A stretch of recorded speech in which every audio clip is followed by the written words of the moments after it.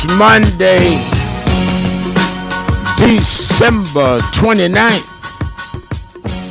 Do you know what time it is? It's Sharpton's time. And for the next 3 hours, it's time to put aside all pretenses, deception, denial, or fronting.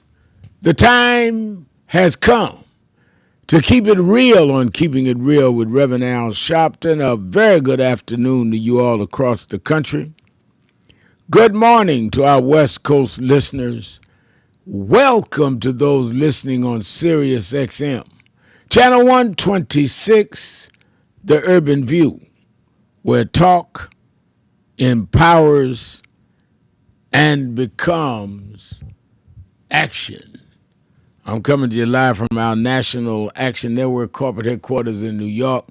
For the next 3 hours, it is Hot Button Monday, and is the last Hot Button Monday of 2025 on this show. I want you to give me your thoughts, your opinion, your commentaries. All you have to do is call us at 1-877-532-5797, 1-877-532-5797, or go to our message page on nationalactionnetwork.net. Go to live stream, and I see Martise Chisholm is saying, good afternoon, Reverend Sharpton. She's on the message board already, Martise. Good afternoon, Reverend Sharpton. We are now just 2 days away from the ACA subsidies expiring. Families across Tennessee, Mississippi, and Arkansas are bracing for the impact. And Martise is with our Memphis chapter of National Action Network. Rodney Jones, the mayor of Queensbridge Houses in Queens, New York, says it's Hot Button Monday. So I see that people are already on the message board, and that's a good thing. That means we're all together. James Thomas is saying, good afternoon, Reverend Sharpton and Nan family. It was good to see Tony, to see him expressing what was on his mind on the Saturday Action Rally. All right, you watched the rally on Saturday. And I'd like some feedback on the rallies. I'd like to know people are watching. And some people, I see the mayor also mentioned the Blueberry Pie Award, meaning he watched the Revies Award last night. In fact, they played it twice. Trump was doing his press conference first 10 minutes at 5, then they played it the rest of that show 5, and then they played it again 9 o'clock last night. So some of y'all give me some feedback on you that watched the rallies, All Politics Nation, and the Revy Awards. A lot to talk about today. The Democrats' House trouble, race-based district ruling may favor the Republicans. And this is, I'm reading an article here that I pulled out this morning from the paper. I read online and I get the newspapers. I don't want to miss nothing. And it says on here from Ryan King, this is in the New York Post, right-wing tabloid.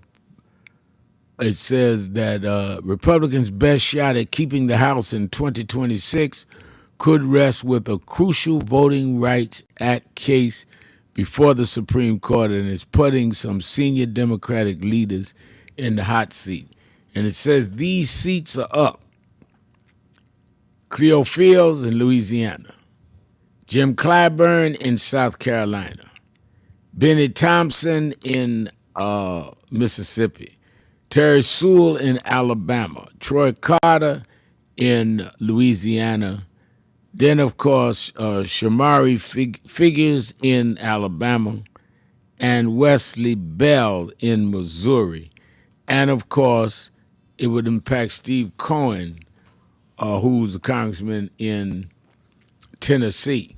Now, they have all these districts that I just named drawn. The districts are drawn. And they can redraw the lines and put these 8 people out of Congress, which would keep those 8 seats going from Democrat, because every one of these are Democrats. It would bring the Democratic count down by 8, and it would give them a substantial bump since they're only up by 3 now.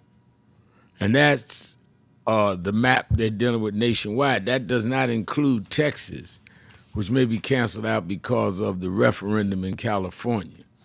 So we end this year with this voting rights bill at serious risk with this right-wing Supreme Court.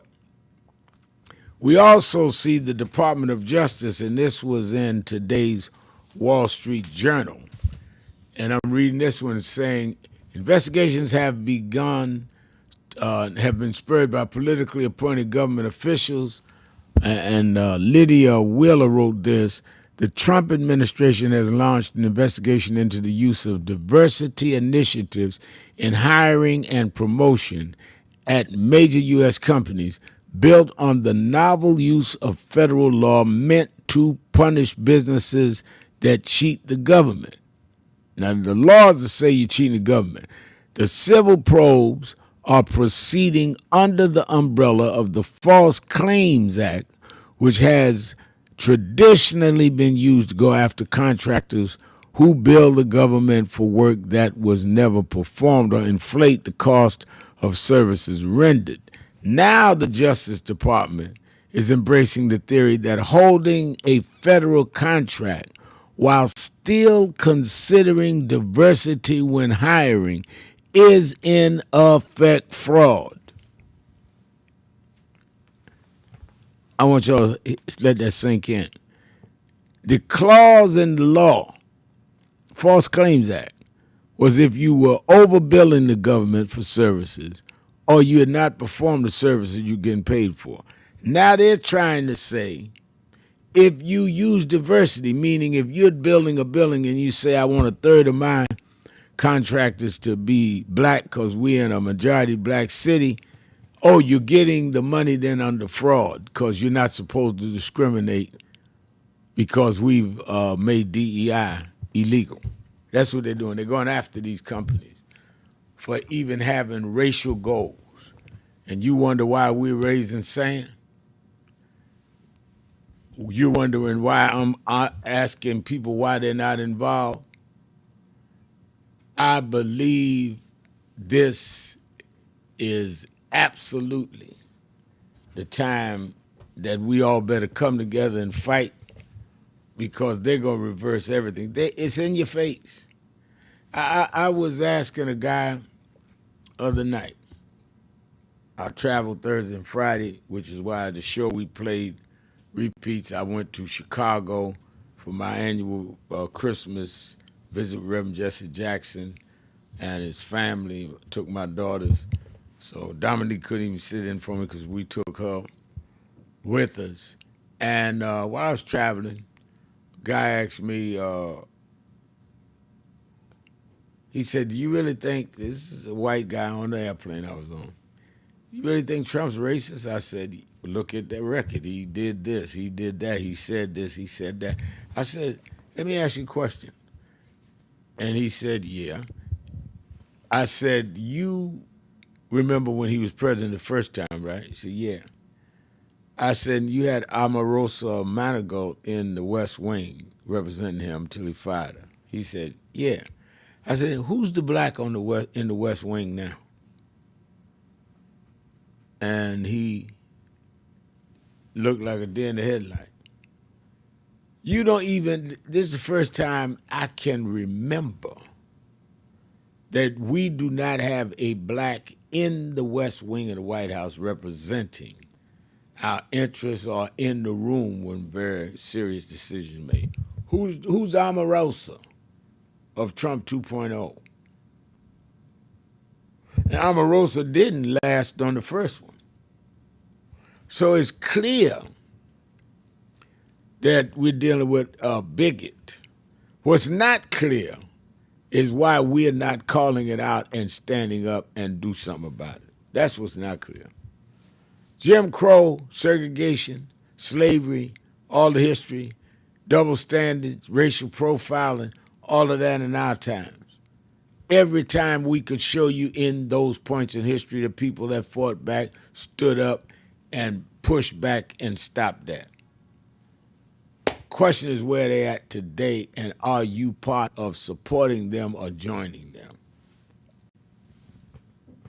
Let's talk about it. It's Hot Button Monday, whatever's on your mind, whatever's in your heart. Last Monday of the year. What do you see as the highlights of the year, the lowlights of the year, as well as what may be in your mind in a contemporary state? Let's talk about it, 1-877-532-5797, or you can go to the message board and send me a message, and I'll read as much as we can. Amanya is saying today's Kwanzaa principles is Ujema, cooperative economics, building and supporting black businesses. Thank you for that. We had a good Kwanzaa kickoff at the House of Justice Saturday, right after the rally. In fact, my message was where Christmas meets Kwanzaa. Let's take a break. Be right back. Keeping it real. Sharpton. Be right back.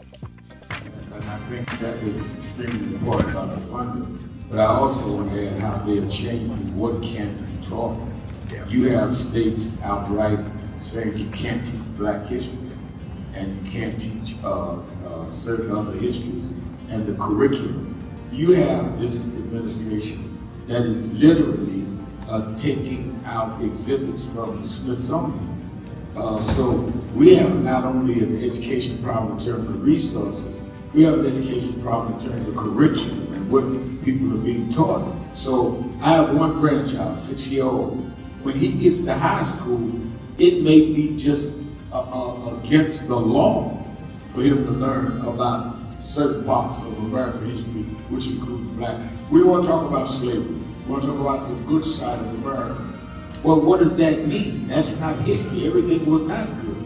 And I think that that is the threat that we've got to fight, which is why we've got to fight with the courts and the streets, because they are literally changing the textbooks as we go. As they do that, they change the opportunities, because then the fight against affirmative action is not having access to these institutions and telling these institutions, this whole fight around DEI, which they started at Harvard with a black woman president. Started with them saying you can't teach diversity in an Ivy League school like Harvard.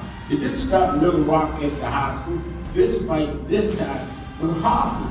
And they went from there on. And I think that we've got to have the same resistance. If they could fight in the 50s, at ACP, people would put them together and deal with the question from Little Rock in terms of desegregation. Then we that are far more educated, far more economically secure personally, have no excuse in the age of what they did in Harvard not to be standing up back in this stuff.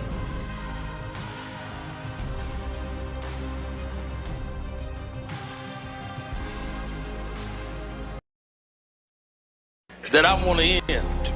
He talked about the dry bones in the valley. I'll tell you that. The only reason that the wind could blow life into the bones is because at some point they had to be connected. If the wind had blown into a disconnected body, it still wouldn't have worked. So before he prophesied to the wind, they had to first get the foot bone to connect to the ankle bone, and the ankle bone to the calf bone, and to the knee bone, and the knee bone to the thigh bone. If we are to prophesy to the wind, we must first connect this body. We must connect Eddie Long to Farrakhan and Cornel West to Elders and Lowry to Sharpton. If we can connect this body, then God will blow the breath of life into our community. But as long as we are disconnected, the wind can't blow because it's blowing on disconnected dry bones. But the good news is that we're the children of people that have been through worse than this, and we're still here. So even though I get despondent, I don't ever get depressed, because I want the world to know you won't beat us, because we're the children of those that took the worst form of slavery and brutality that ever lived, that ever existed. Our parents survived the Middle Passage. Only the strong got here, and then we lost our name, our culture, our religion, and we're still here. But you don't know who we are. We're the children of Chaka Zulu. We're the children of Mary McLeod Bethune. We're the children of Marcus Garvey. We're the children of Martin Luther King. We'll be here. We were first, and we'll be last. We know who we are.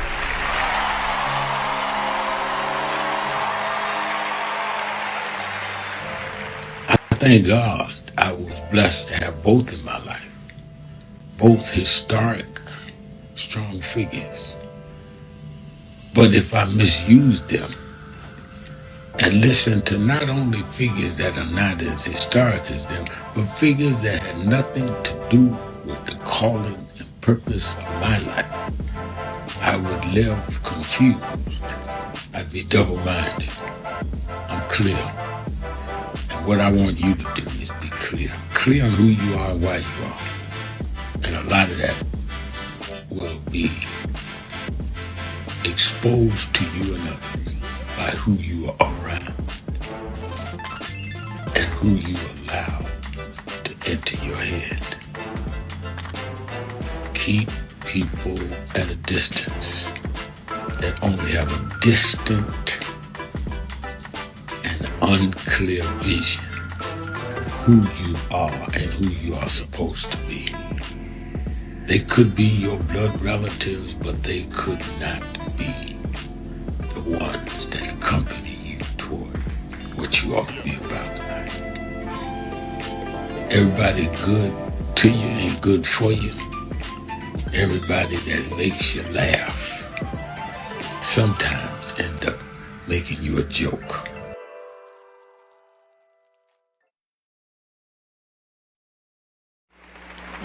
Reverend Sharpton, how do we begin to make peace with our past? I don't think it's our obligation to make peace with our past. I think it's our obligation to learn from our past and to understand that soon we gonna be the past. I mean, a lot of us act like we gonna be permanent and that the past is the past.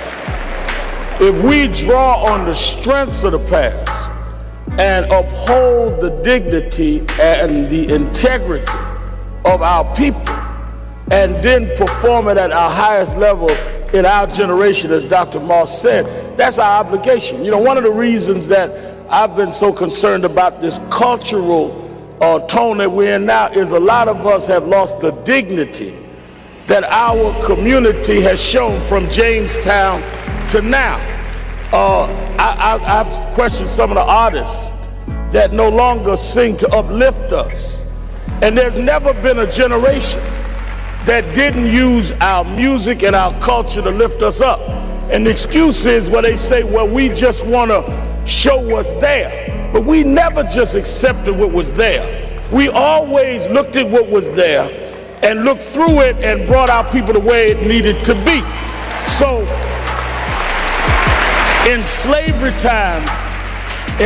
time, we were singing Go Down Moses and Swing Low Sweet Chariot. We wasn't singing about the cotton picking nigga in the field. That's what we saw, but that's not what we sang. In slavery,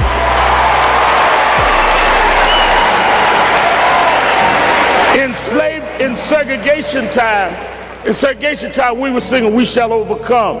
Ain't gonna let nobody turn me around. We wasn't singing the hoe in the back of the bus.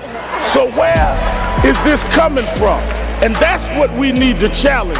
I wish, all of this about our friend Barack announced it today. I wish Obama had announced here, because Lincoln did not free us. The abolitionist movement freed us. Lincoln accommodated to freedom fighters. He was not a freedom fighter. Kennedy accommodated the king. Johnson accommodated the king. We got to quit giving the wrong people credit for our history.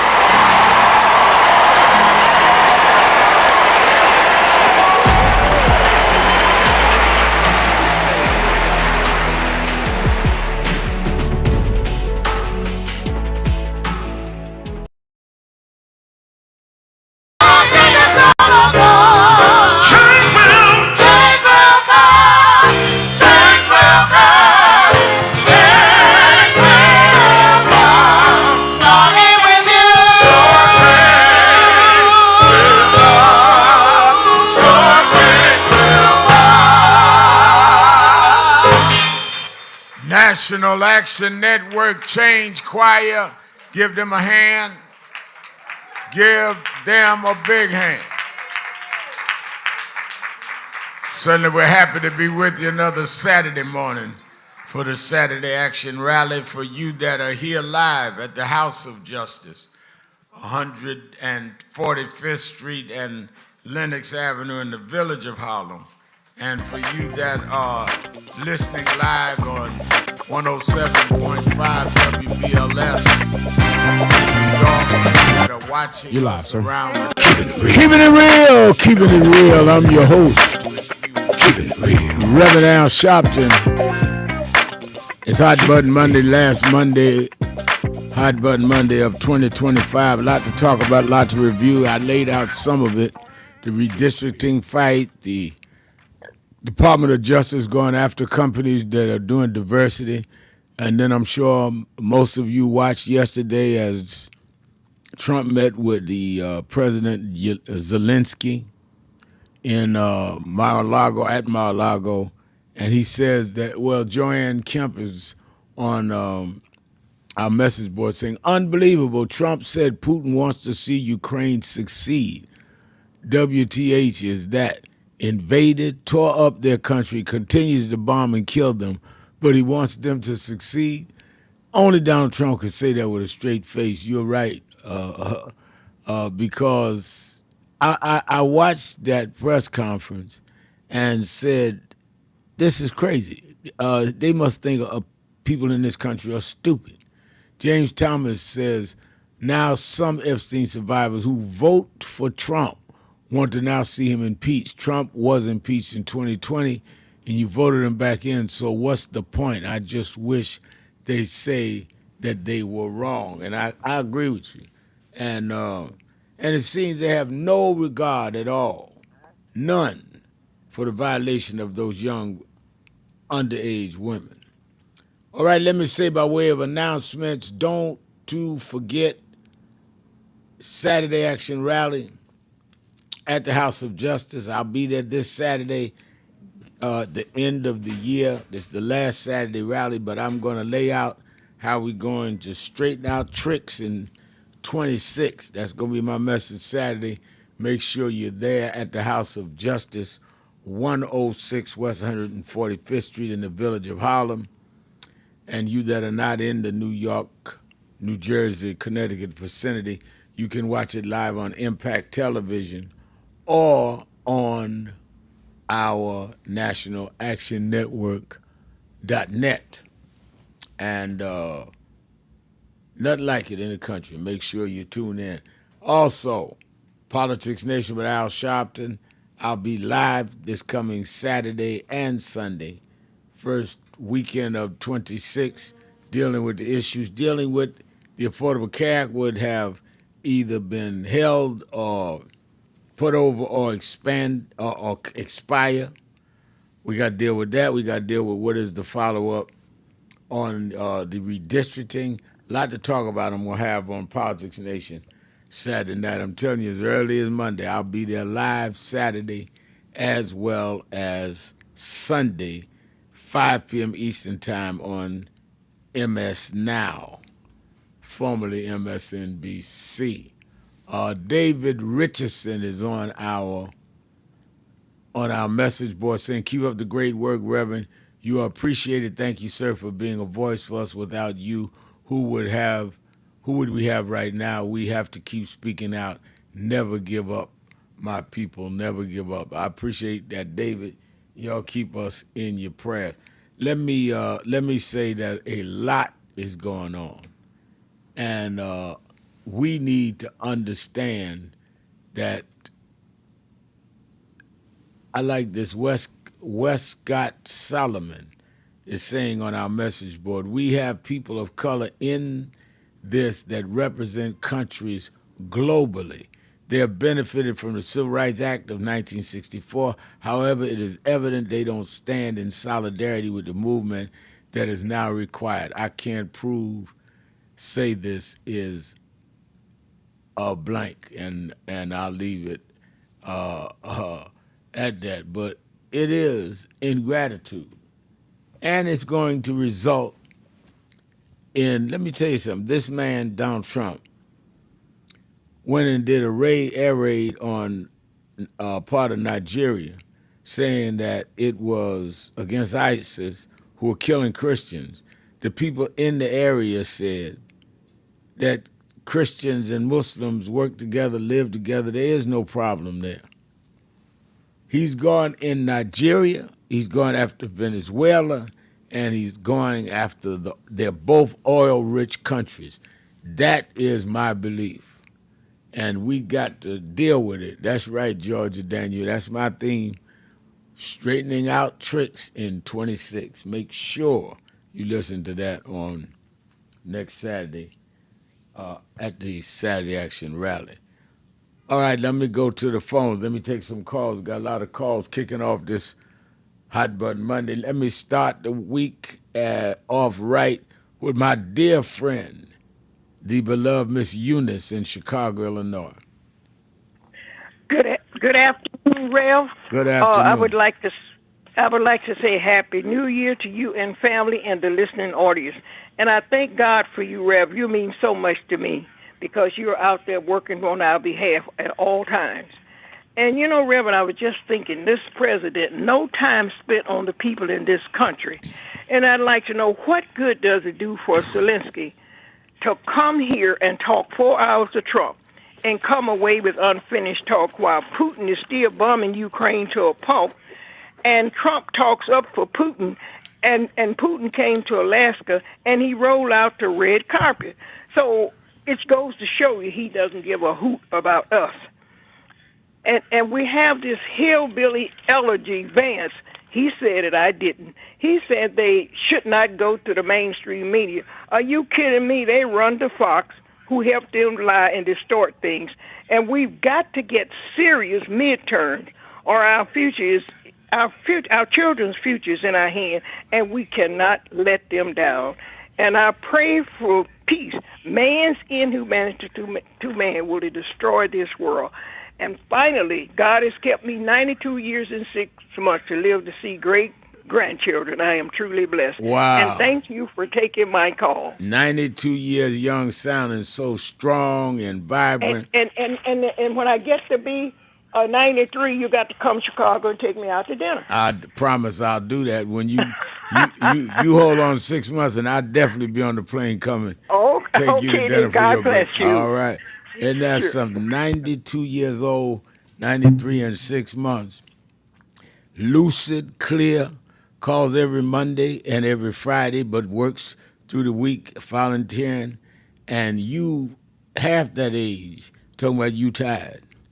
And I mean, I don't know if it is ingratitude or ignorance that we don't understand what's at stake, or is it both? But we are clearly in danger. This is a red blinking light moment.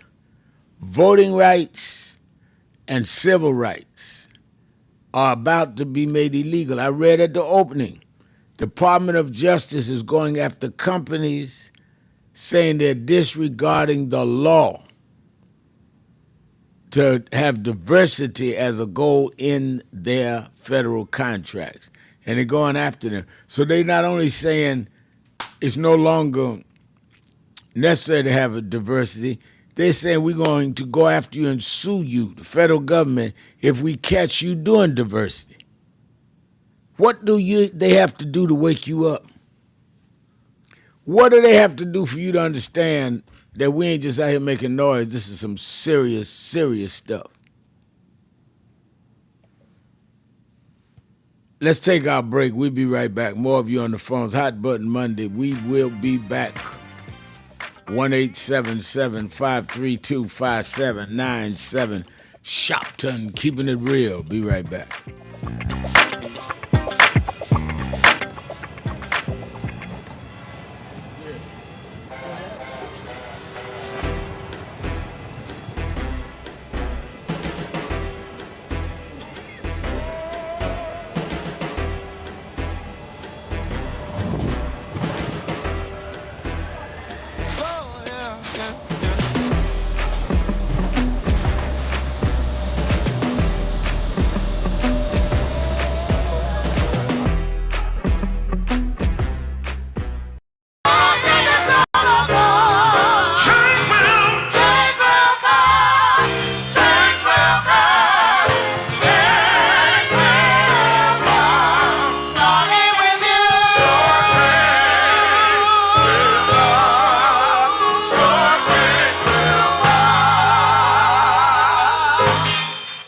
National Action Network Change Choir.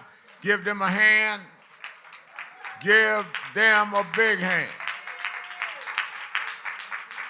Certainly we're happy to be with you another Saturday morning for the Saturday Action Rally. For you that are here live at the House of Justice, 145th Street and Lenox Avenue in the village of Harlem.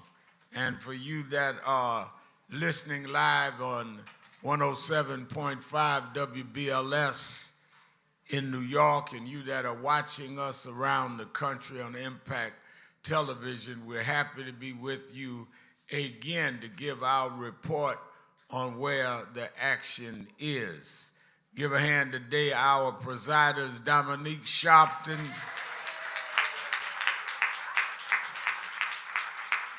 and we're glad that Dominique. Give a hand, our inspirational speaker, Minister Christian Matthew.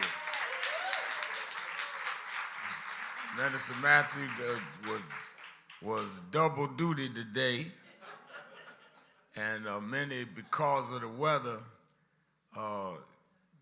didn't make it. I was surprised to see so many of you got here this morning. But some of us determined. I was really surprised to see Tony. He usually run when he sees something white. But he sees something white, he get to running. He never got over Casper the Friendly Ghost.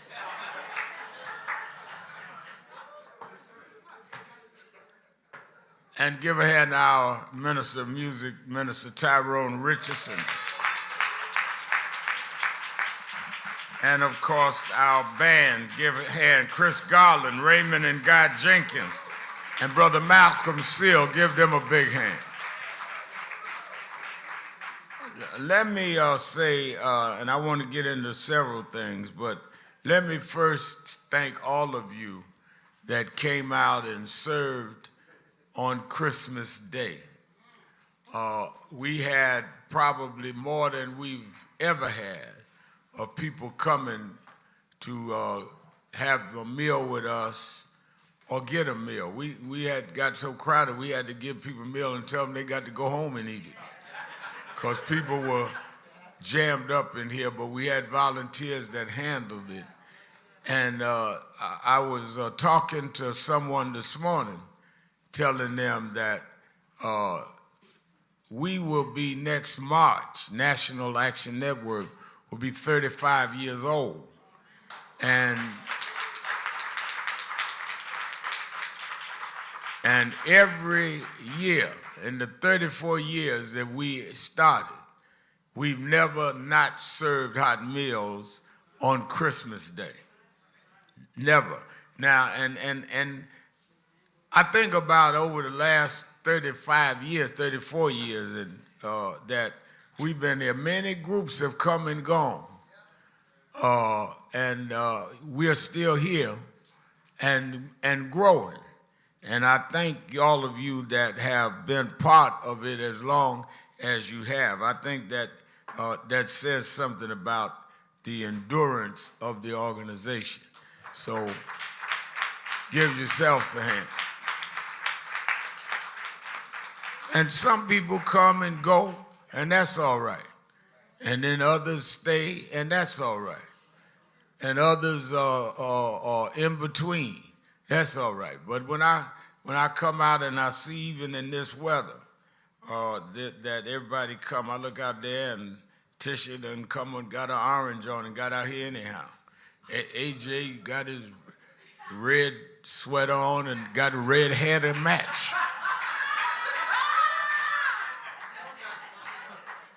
Y'all see that AJ got his hair and his turtleneck matching.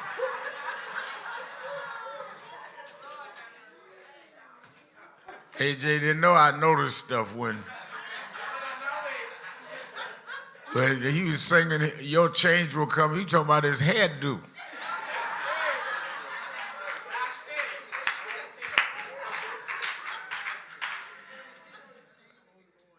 And let me thank all of you again for Christmas. Let me say I was blessed on Christmas Day.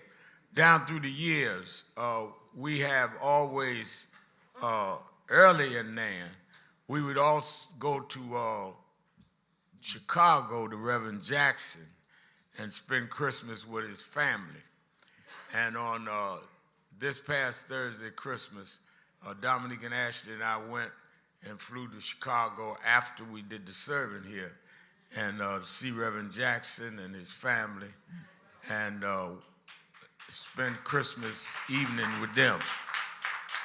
And as many of you know, Reverend Jackson suffers with Parkinson's and palsy, and he can't walk or talk, but he laid there and held my hand, and he can make motions. And his daughters in the back other room talking to Dominique and Ashley, talking about how they grew up. Dominique and Ashley younger than them. They used to go get their Christmas toys. So it's wonderful to have a union in the movement, because we were like family. You know, when you spend Christmas in folks' house, and I can't think of a house we lived in Inglewood or Brooklyn, that Reverend Jackson didn't come to our house. It's a family thing, because people that are in freedom fighting understand each other better than others, so we end up being together. Because some of the stuff y'all do don't make sense to us, and some of the stuff we do don't make sense to y'all. And so I was very blessed to be there with him for Christmas. Talking about that, I want all of us to keep in prayer family of Reverend C. Vernon Mason. His wife passed, who we've known down through the years, and her funeral is on Monday at Friendship Baptist Church. C. Vernon Mason, who came through the years, are with us. You know, I think a lot of us, when I look at many of us are judged. Keeping it real, keeping it real. Unactive. I am your host, Reverend Al Sharpton, and we're back. 1-877-532-5797. 1-877-532-5797. It's Hot Button Monday, and Roderick McCoy is saying on our message board, Trump said it again, that as long as the USA is involved in war, that he can remain in office for eternity. This guy has no plans on leaving office. Well, you may be right, but we've got plans to make sure he leaves. I said on the Reveries Awards last night, my grandfather used to say the young men dating my mother in Dothan, Alabama, where she grew up, got to a certain hour, he'd look at the young man and say, "You ain't got to go home, but you leaving here." You and everybody else could be convinced Trump want to stay, But come 2032, when his 4 years is up, or 2030 really, when his 4 years is up, he's gone. We got to make sure of that. You cannot build movements and you cannot make progress by talking about what the other side intends. Movements and progress is based on what you and I intend. They never intended to end slavery. We did. And as Janet Overall just put on the message board, and God has plans too. Don't fall for this that because Trump got something in mind, that's what it's got to be. No. That's what we've got to make sure doesn't happen. Let's go to the phones. Let's go to Don in New Orleans, Louisiana. Don? Happy good holidays, Reverend Al. And you and Susan Del Percio. All we needed was Juanita Tolliver up there with you and Antoine Seawright in something gold with him in his red tuxedo and you in the classic black and such in the classic black outfit. That'd have been a beautiful photo of beautiful scenery. But thank you. He's talking about the Revy Awards that aired last night. A lot of you, I'm glad you said that. Many of you that call in or on the message board that saw it, give me your reaction. I want to get MS now to know that folk are watching Politics Nation. Go ahead. Yes, sir. You look good enough to go to Zulu Ball. But Seawright couldn't go with that red blazer. You got to have a classic black tuxedo. All right. Nevertheless, Reverend Al, you mentioned the Department of Justice want to sue corporations. Corporations, wasn't it the lawsuit with Citizens United that corporations have the same rights as citizens? Yeah. So how can you tell a citizen who they can hire? Well, that is what I think that our legal organizations ought to be in court challenging. Because what I read was from this morning, Monday, December 29th, this morning's Wall Street Journal, that they're targeting. And Wall Street Journal is owned by Rupert Murdoch. If they're saying that DOJ is doing this and raising it as a question, you know how blatant this is. This is incredible. Yes, and the reactions is nothing. Yes, sir. But two phrases, when you're drafting law or contracts, the key word is precision. In other words, you have to have negotiations, and the language has to be precise in the contracts or in the law, so you won't have any ambiguity or future litigation. And that would happen with the U.S. Constitution. It was not as precise, and that's why we have the Bill of Rights, the preamble Bill of Rights, the 7 articles and the 27 amendments. The first 10 amendments being the Bill of Rights, and the other 17 include the Black suffrage and women's rights amendment. So then those follow the Constitution to address the ambiguity in the Constitution with the amendments, and the other features also includes acts such as the Civil Rights Act of 1964 and the Voting Rights Act. They cleared up any other ambiguity to where we wouldn't have endless litigation. And we will have, that's why bipartisanship on the Civil Rights Act, on the Civil Rights Act of 1866.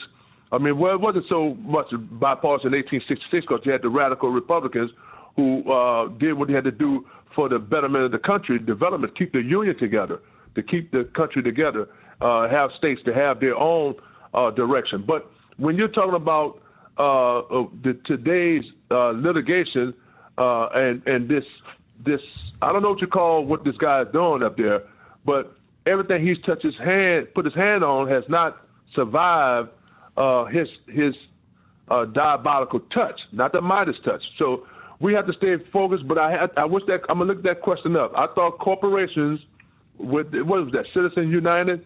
It was Citizens United, Supreme Court decision. Yes. Yes, sir. Okay. Thank you very much, Reverend Al. Enjoy your show. All right, I enjoy it very much. I appreciate you. Let's go to Leon in Dallas, Texas. Leon. I don't hear Leon. All right, let me go to Cooper in New Jersey. Okay, now I'm there, Reverend Al. Okay, I'm sorry. You hold it. Yeah, Leon's on. the Leon's on. bill didn't go off. All right. Okay. Good morning. Good afternoon. Good afternoon. First thing, are you familiar with the theft of SNAP benefits that's going on across the country? Yes, I've heard about it. In fact, we're looking deep into it. I did a call with various of our chapter leaders over the weekend, trying to get some raw data from each region and chapters. I'm talking about of National Action Network, so I can get some raw data on this to see how we deal with this, maybe going into court or whether it's a congressional claim. But I've heard about it and we're looking into it. Yeah, because it's rampant here in Texas, and what ends up happening, your benefits are supposed to be deposited on the 3rd at sometime in the a.m., and by the time the recipient wakes up at 7 o'clock or whatever to go to the store, the benefits are in New York or Chicago or Philadelphia. And because I have a master's in cybersecurity, I know that there are crumbs that you follow to determine where the server or the data is accessed and where the benefits are going to be sent to, so they can be converted into currency. Right. So it's actually organized crime. And if the Justice Department wants to investigate something, why don't they investigate that? Because this is what I call robbing hood. You're robbing from the poor and giving to the rich. Right. Secondly, we've been talking about economic development and economic complex, and I mentioned that, well, if the city governments took 1% of their revenue, which in the case of New York is $1.2 billion, and dedicated it toward economic development in underserved communities, it would start a real renaissance in, bringing those communities up to the standard of living that everyone else has. Well, the only problem that I have, particularly here in Dallas, when I go down there and ask for these funds, there's nobody down there but me. And it's really strange. You mentioned earlier that we don't want to say anything or stand up. Well, we don't have to go through what Martin Luther King them had to go through. All we have to do is go down in front of City Hall and write a little 3-minute statement out and say what we think. But for some reason, we're afraid to say anything about the conditions except to each other. Right. We don't really talk to the people who can actually make the decisions, that have the control of the purse strings that we are paying into. We're paying tax dollars. We deserve to have some of that money spent in our neighborhood. So I'm going to continue to go and advocate. But if we don't stand up on our own, as you just mentioned earlier when your show just began, the people that are opposing us or attacking us, they're going to continue what they're doing because they figure we're either too scared or too cowardly or too, unaware to fight for our own rights. And it's just, I don't understand why these modern generations don't understand that the hard part is, in a lot of instances, has been done. Yeah, well, I think you raised a very deep and critically important point. And I think some of the reasons a lot of young people don't get it is we've allowed the culture to be distorted to where they've been dumbed down and they want to flash more than they want to own. Like what your commitment is around building economic empowerment there in Dallas, and you got a whole plan for that. They all right with just having a flashy car, flashy wardrobe, and that's it. They don't want assets. They don't want to own nothing in the community because their culture, they've been, the culture of this time has been blacks just hustle and get by. And I think that is racist and a threat. Hold on, Leon. I want you to hold on over the break because I want to come back to this. Keeping it real. Sharpton. Be right back. So who is Al Sharpton anyway? Who is this 33-year-old preacher without a church. A number of black New Yorkers as well. He is little more than a pudgy exhibitionist who can be counted on to show up, bullhorn in hand, at every racial incident.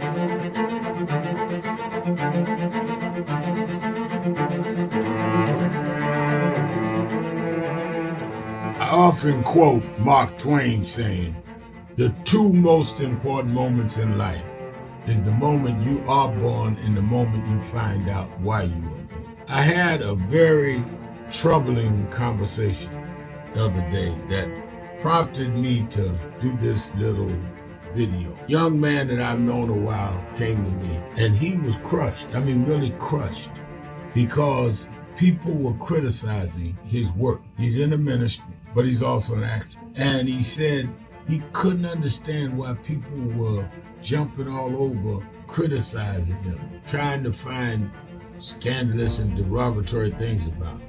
And I told him, I said, you know, you very young.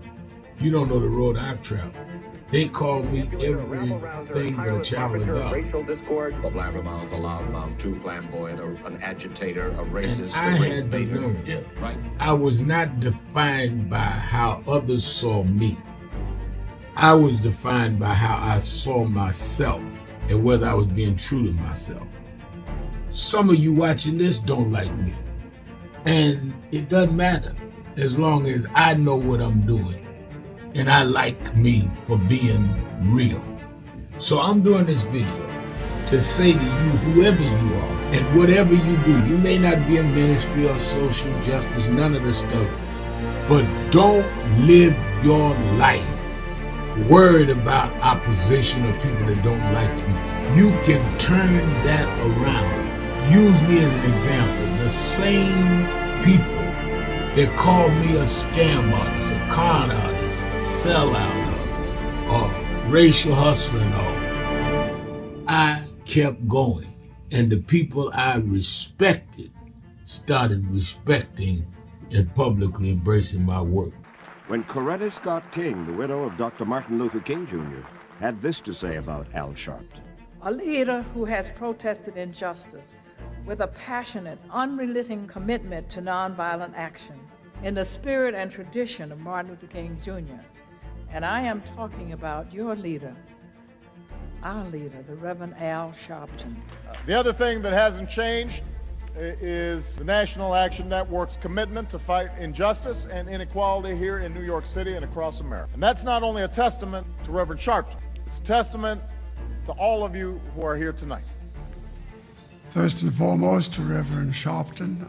I saw him when he first came on the scene, and I have marveled at his tenacity, at the development of his intellect, and his devotion to our movement, and much he has contributed to the world we are experiencing. I am honored, and I must say that when I had my debate with Dr. King on the issue of the church and religion, he didn't warn me that after his departure, his space would be filled by another preacher, and that preacher would be Al Sharpton. All you want in life is people that matter to you to say you did all right. And more important, that you can look in the mirror and say you did all right. Thank you, Rev. Thanks for that introduction. Look, we've known each other for a long time. I'm grateful not only for your leadership and partnership, but quite frankly, more importantly, for your friendship. And thanks to all of you, members of our nation's most important civil rights organization. You have been, over all of your years, such an extraordinary leader. You are a voice of truth, a voice of conscience, a voice of practicality around what we must address and what we can do. And I thank you so much for your friendship. I remember that most of the youth around Al's age, he was about 12, wanted to be like Connie Hawkins, a great basketball player, legend, or Earl the Pearl, or Clyde Frazier. Al wanted to be like Adam Powell, a powerful preacher with a social justice gospel. He was very close to, at that time, the Reverend William Augustus Jones, powerful preacher and social justice advocate, and Reverend Gardner Taylor stayed right down the street, and Bishop Washington, whose church he came from, and Reverend Sandy Ray. He wanted to be like these giant preachers. He wanted them to have the edge, however, of the King's social justice dimension. He wanted to be like them, now he's one of them. Perhaps taller than most of them because of the risks he has taken and the reward God has given him with his gift. I remember so well that I first escorted him to jail. He was around 13 years old with the jail fighting the ANP. He was in the lineage of our struggle. He grew up in it. We didn't just see him on TV one night. He didn't happen. He came bottom up, not top down.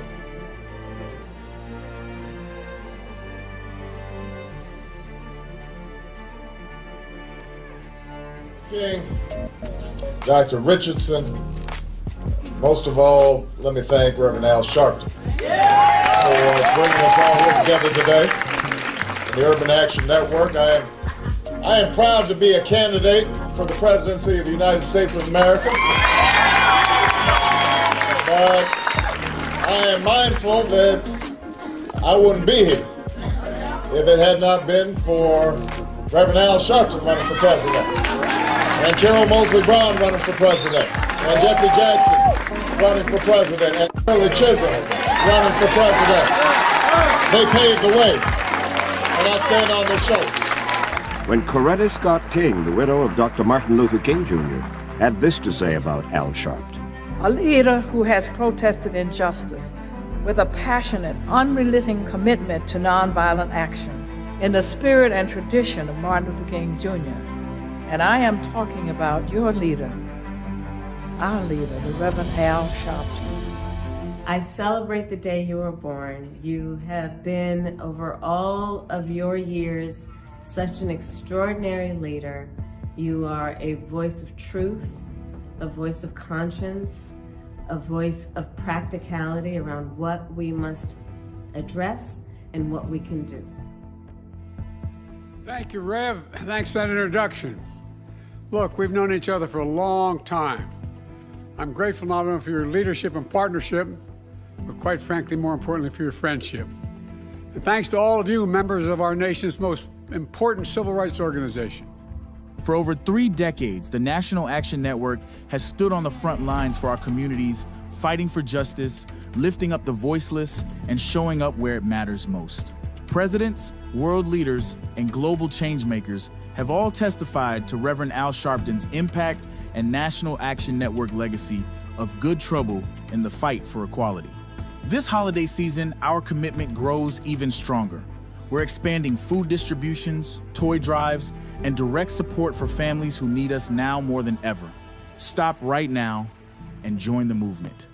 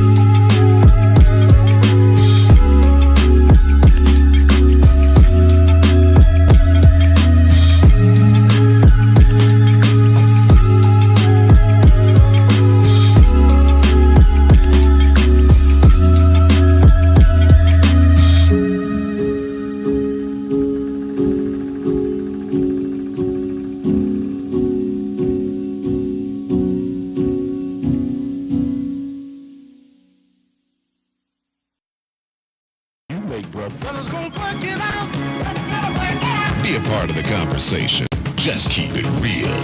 Live from the National Action Network corporate headquarters in New York, keeping it real.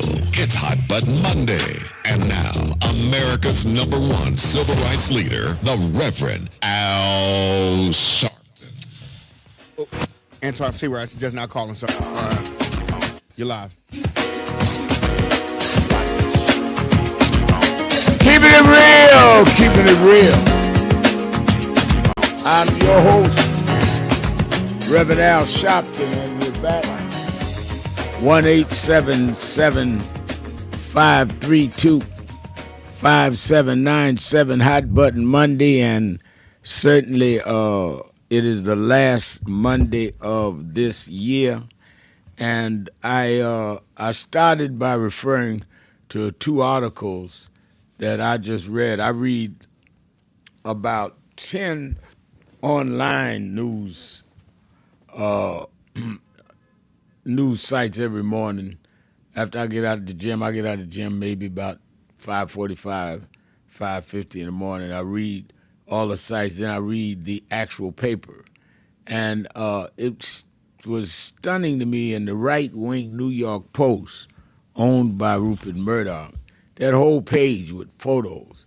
Dems House trouble. Race-based district ruling may favor GOP. And Evan King is the byline here, says Republicans' best shot at keeping the House in 2020 could rest with a crucial Voting Rights Act case before the Supreme Court, and is putting some senior Democratic leaders on the hot seat. And then they have a picture of Cleo Fields in Louisiana. His district is one that if they win this case, they can redistrict. Jim Clyburn in South Carolina, his district, same status. Benny Thompson in Mississippi, same status. Terry Sewell, same status. Troy Carter, same status. Stephen Coyne in Memphis, same status. Troy Carter's in New Orleans. Shamari Figures in Alabama, same status, as well as Corey Bush's successor, Wesley Bell.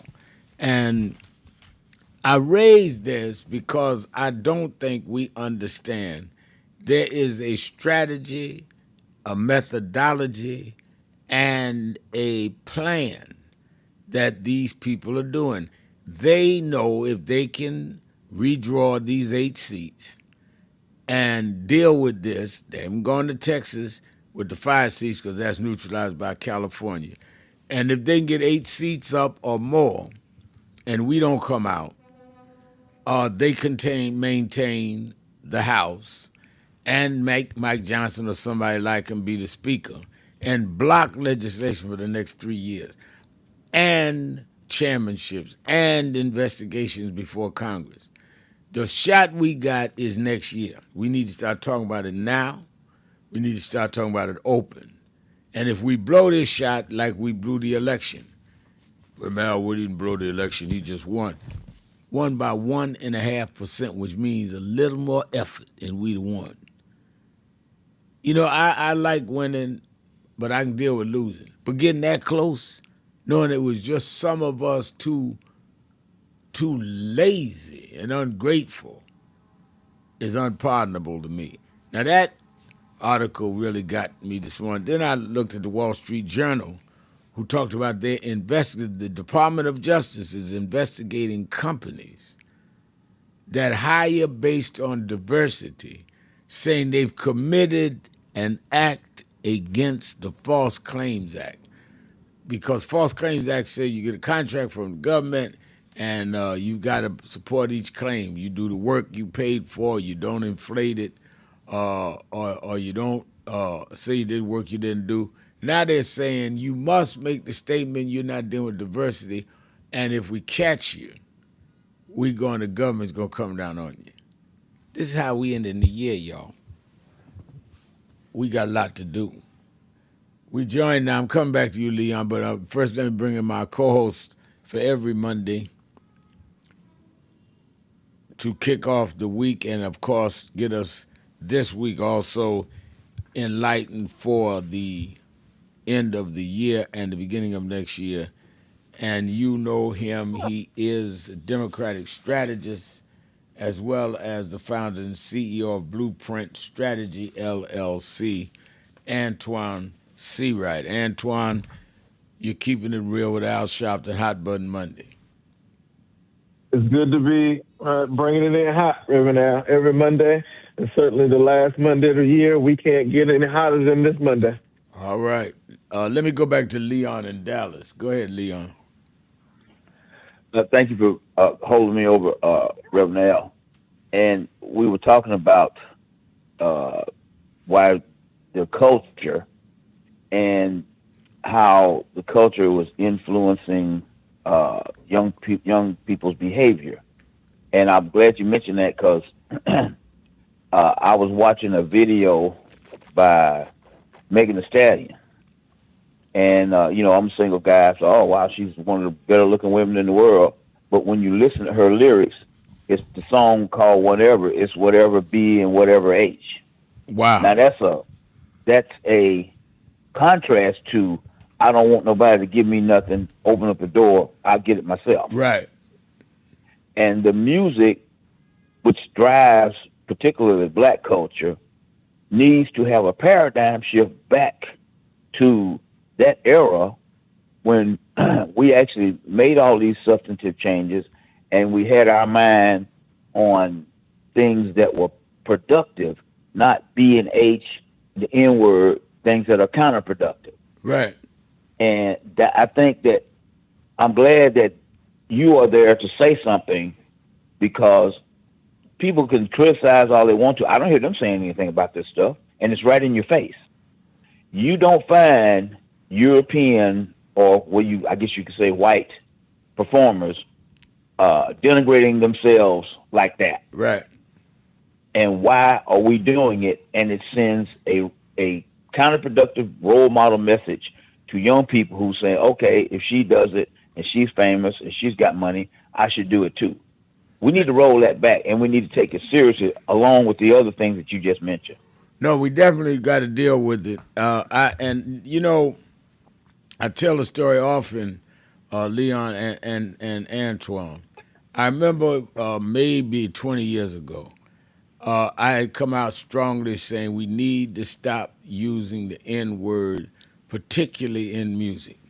And a lot of the hip hop artists used to come to National Action Network stuff, were friends of mine, some of the heads of the companies. We come along together, Russell Simmons and all of us, Spike, all of us same age. Spike wasn't into that. And a couple of rappers got mad and summons me to a meeting. We demand Al Sharpton come and meet with us. He's trying to stop us from using the N-word. And we had the meeting at one of the record company president's townhouse off Fifth Avenue, richest part of the city. White guy.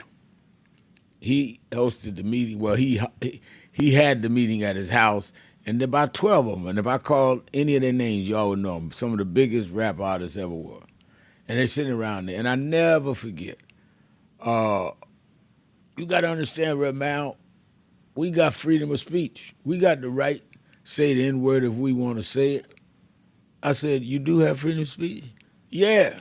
I said, well, let me ask you something. Let's go to the studio tomorrow and you make a song calling the Italians their derogatory name, or the Irish their derogatory name, or the Jews their derogatory name, or gays their derogatory name. You don't have the freedom to do that. They won't put it out. I was there when they made Michael Jackson go back in the studio and take a lyric out because it offended Jews. And they were right. I said, so let me get this right. If you say something about Italians, hate speech. You say something about Irish, hate speech. Say something about Jews, hate speech. Say something about gays, hate speech. Call blacks the N-word, free speech. You can't be that stupid. And they all just put their head down. I said, let's go to studio. Because they know they are not allowed to do it. They give you the permission to degrade your own. Right. Right. I have one grandchild in the world, Dominique's son. In fact, he's 7 years old today. And I am absolutely scared of the kind of music he will grow up and what self-concept it will give him. Right. Because if you grow up calling yourself the N-word or a hoe or B, what do you think you're going to aspire to be? Which is why what you said, Leon, is right. I grew up when James Brown was singing, Open Up the Door, I Get It Myself. Black and Proud, Aretha was singing Respect, all of that. So that was just part of my psyche because that was part of the culture. What are we letting the culture tell our kids now? And then we wonder why they end up gangbanging? Because we've acted like that is the definition of blackness. So you got a guy like Antoine Seawright, well-trained, well-thought-out political strategist. Well, he's in the system. I want to be like boom, boom, boom. Watch one of these power shows. Everybody's selling dope and bang, bang, shoot them up. And then you wonder where this comes from. It's ingrained in the culture. And that's not our culture. That's not our culture. And we need to stop it. We need to shut these people down. We really do. And I use you as an example, Antoine, even though everybody was telling me about that bright red jacket you had on TV last night. But notwithstanding that, let's take a break. We'll take a break. We'll be right back. Thank you, Leon. We'll take our break. We'll be right back. Keeping it real. Sharpton. Seawright. Be right back. Things pass hope. Because, I grew up, like I said, single mama on welfare. And my mother told me there's a part in life that hope's gonna run out. But she told me you got a double barrel in your engine. I said, what is that? She said, you can switch from hope to faith. Faith is a little deeper than hope. Bishop Hilly is here. Faith is when hope runs out. Faith is the substance of things. Hope for the evidence of things not seen. Faith is when we were emancipated after 246 years of slavery and walked off the plantations with no education, no money, no future. And we built black churches and black colleges and black fraternities. We had faith. Faith made us stand up to the most powerful nation in the world and turn it around. Faith means we went from the back of the bus to the front of the White House. We've come this far by faith, leaning on the Lord, trusting in His holy word. He never failed us yet.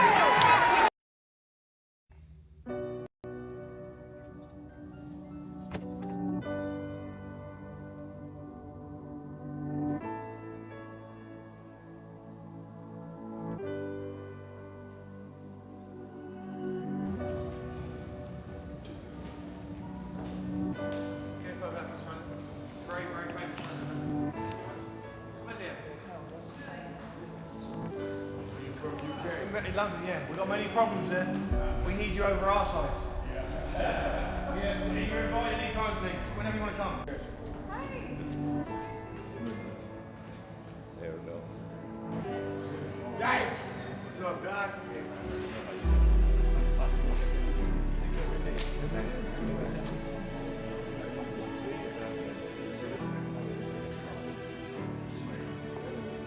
So we are in not a political dilemma, we are in a moral dilemma.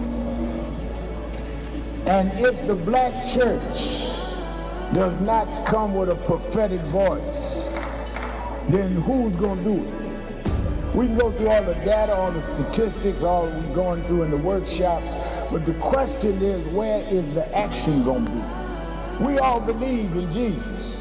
Jesus didn't teach theology, he healed people. And they learned the nature of the theology based on his healing. We've got to heal this nation. And if we heal this nation, the nation will return to our churches. But we've become silent and compromised. And we try to blame it on, I'm not in this. You are in this. You live it, your members live it. Unemployment now is higher now than it's been since the pandemic. Yet we survive. There's no history in the world of any people that went through the kind of psychological, cultural, and physical slavery like blacks did in America. The only reason we're still here is because of our faith. We had no external strength. We had an internal strength. And it was the God that we were taught by our mamas and grandmamas that brought us through. And I don't care who's sitting in the White House, we cannot betray the God that brought us through.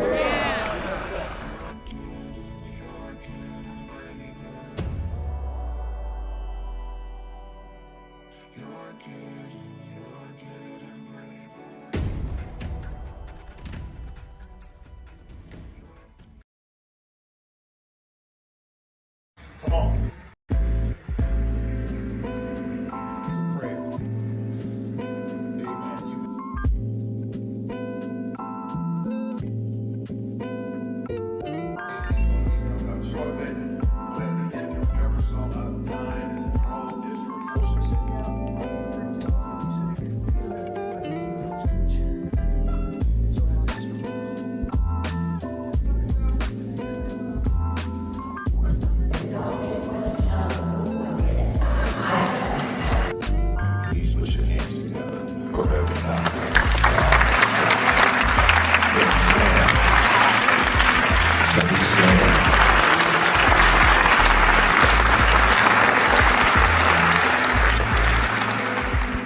We've reduced a lot of our ministry to entertainment. Or who can hoop the loudest, who could run around the pulpit more, or who got the dresses fancy, and don't deal with the ministry. Jesus healed more people than he preached to. Because there is in the healing your message. They followed Jesus because he healed a woman with the issue of blood. They followed Jesus because Jesus saw a blind man named Bartimaeus. A lot of us would have dismissed him because he was a broke, poor, homeless, a blind man. How you know he was broke, Reverend? Because they say he was begging. But he understood what he was doing because he heard that Jesus was passing by. And when Jesus got close enough, he said, Jesus, son of David, come see about me. They kept telling Jesus, let's go, look, we got a schedule, we got people to see. He said it again, Jesus, son of David, come see about me. And when he did it the third time, Jesus stopped and went and healed the blind man. Now, what I get out of that scripture, Bishop Daughtry, is that the blind man told Jesus, if you are who you say you are, you're going to stop and see me. And if you stop and see me, you will confirm who you are. But when we are pastoring and leading in communities with bad health, we cannot be the followers and representatives of Jesus and walk by people that are sick and we not be part of making them well.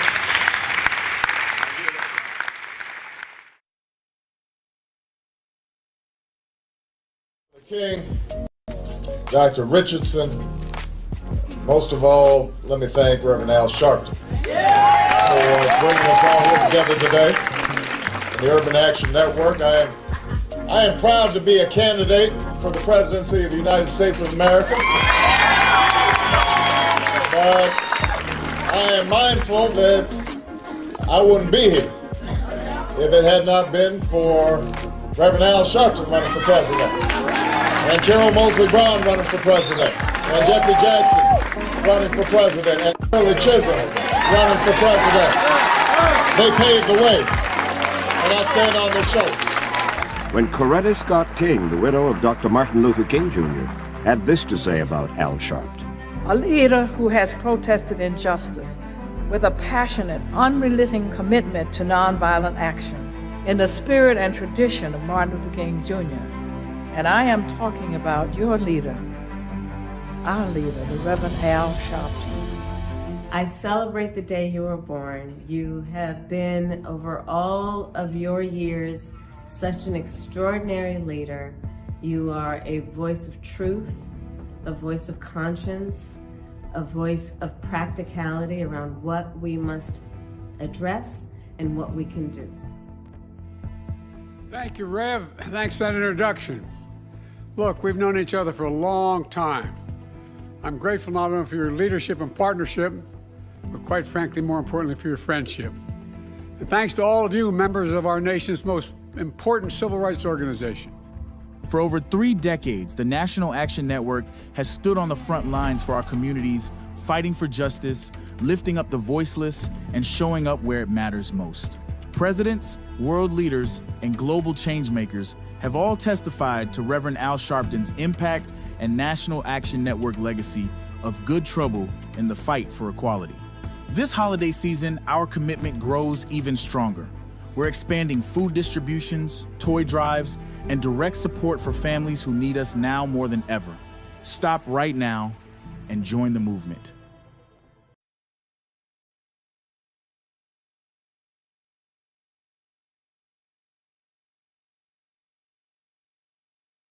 Keeping it real, keeping it real.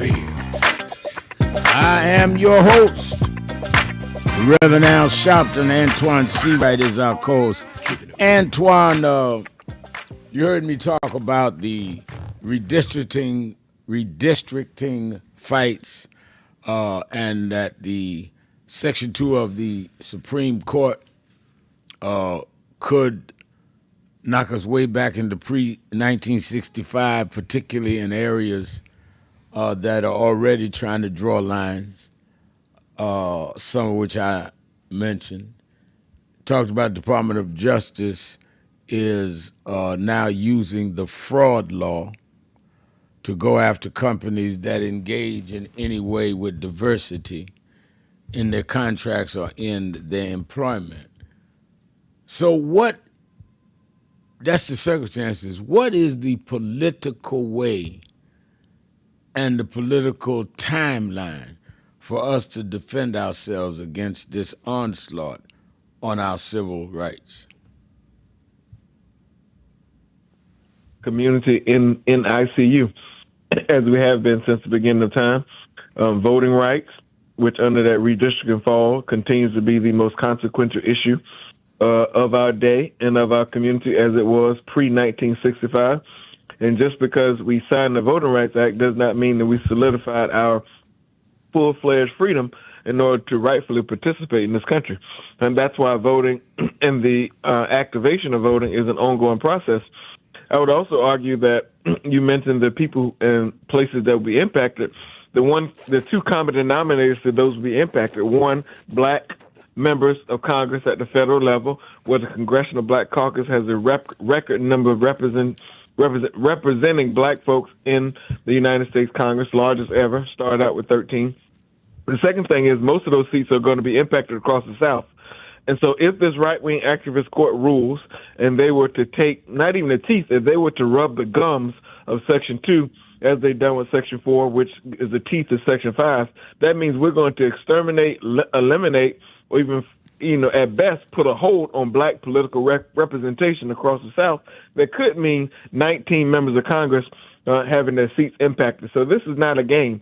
So when you heard people over the holidays say, well, my vote don't matter, they're going to do what they want to do, you're right. They are going to do what they want to do, but your vote does matter, and that's where we get it wrong in this sense.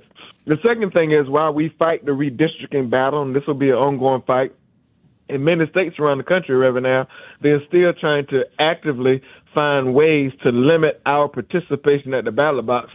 We see it in Ohio, where the governor just put in place rules as it relates to mail-in voting. We saw it after Barack Obama's election when they got rid of Shelby versus Holder. We also see them eliminating drop box locations. We see them eliminating early voting, seeing them put limitations on voter registration. And so this ongoing effort to stop us from participating actively at the ballot box is not by coincidence or accident. It's by circumstance and by strategy. And I think that it is clear that when you talk about when we follow that up or wed to that, because it's not one ahead of the other, it's both and. The whole DEI thing where the Justice Department is going after, which affects contracts and jobs is that voting is what puts them in the position to do that. So people that say, and some of them try to act like they say something smart and intelligent. Man, I don't want to deal with politics. I'm going to deal with economics.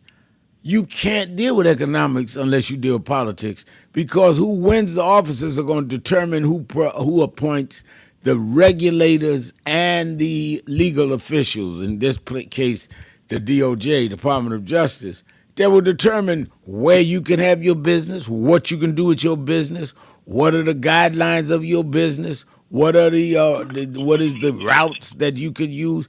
I mean, you just can't go up to a corner and build a business. You've got to deal with the local elected people that voted that would have that as a designated location. So I think a lot of us just don't want to face this. Is hard work, but it needs to be done, and our forefathers did it. Rev, and I will also tell you what's strategically happening around the country is what just happened in my home state of South Carolina. Our governor issued a temporary order. The legislature is going to take it up in January to say that all government contracts at the state level must do away with race as a factor. Right. And so they didn't say minority, because minority means white women. Right. They specifically said race. And when pressed about it, Republican leaders in my home state, you know what they said? What? We are using the language encouraged by the White House. And so look for all across the country, states, as they did with voting rights after the 2008 election, look for states to put in either laws or executive orders where Republicans have the state legislature or governor's mansion in order to limit black economic power and creating black wealth at the state level, and I suspect that will trickle to the local level. Why does that matter? Because if they can stop us at the ballot box, they can stop our economic power.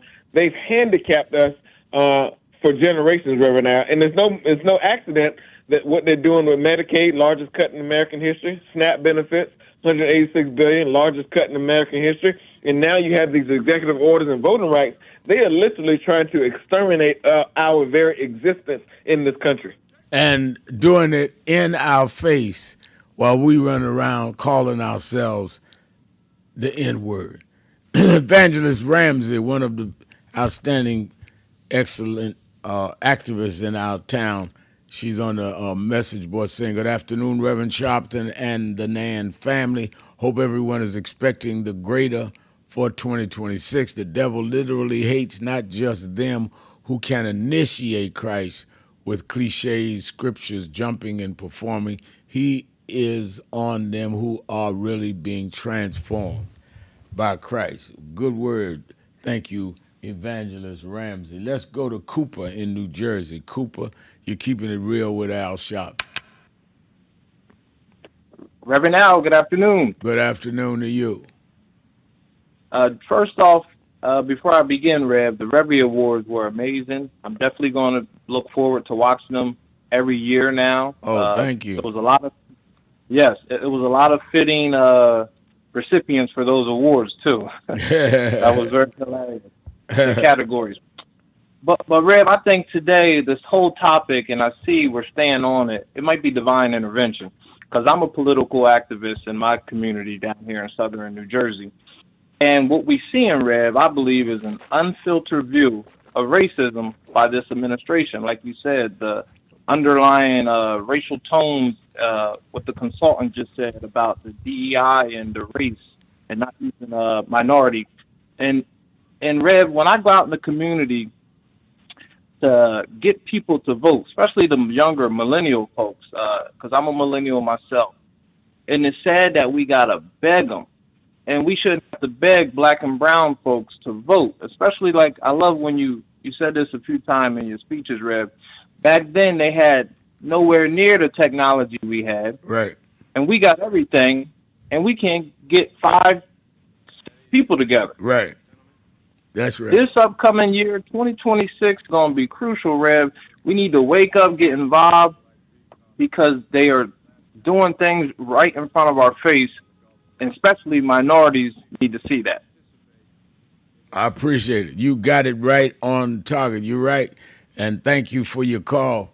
And stay with us, Cooper. In fact, I'd love to know what you're doing in South Jersey. We have some chapters around. Maybe we can do something together down there. This is the kind of stuff we need, see, right? We've got to build it from the bottom to the top. Everybody wants to be on Facebook with 100,000 followers. You got to build from the bottom to the top on the ground, and you're not going to be able to do it. One of the things, and I know I have to go to break, but one of the things, and I want you to comment on this, that I've told young activists, they say, well, we don't use the model y'all did of leadership and all that. We do social media and mobilize that way organically. I said, well, let me ask you something. What social media company do we own? Elon Musk owns X. Others own Instagram. All this stuff. Do you realize they can cut you off anytime they want? They own that stuff. We don't own the social media that y'all talking all this talk on. They say, oh, I never thought about that.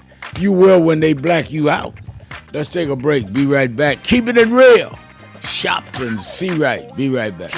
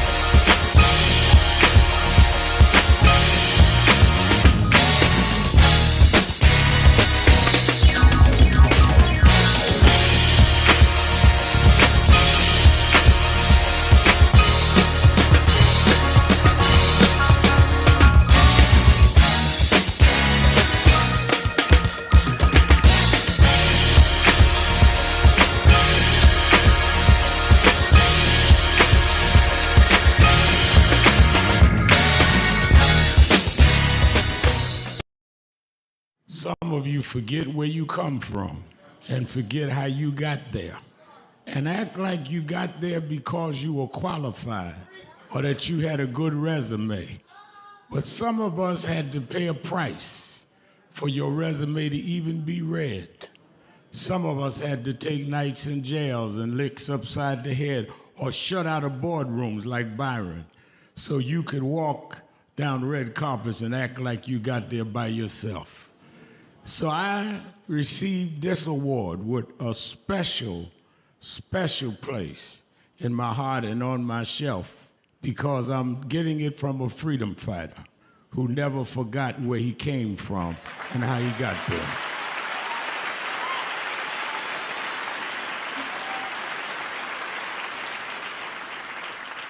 Yes, we've come a long way. We've had now a black president and now a black vice president. But we still can get shot down and have to march to get a case in court. We still can get shut out of boardrooms. We're still doubly unemployed in a good economy. So we're going to have to keep marching. And I thank not only my family, a mother that raised me by herself, but I thank that lady at the end of the march that knows she won't be on TV that night and knows her name will never be in the paper, but she believed in me enough to get at the end of the line and make me look good. Because Dr. King used to say, if you call a march and no one shows up, you just going for a walk. And I want to thank those that marched with me. 32 years ago, here in Los Angeles, we marched. And then many years later, with George Floyd and others, we're still marching. And I'm going to keep marching. I'm going to keep agitating. And I'm going to keep going.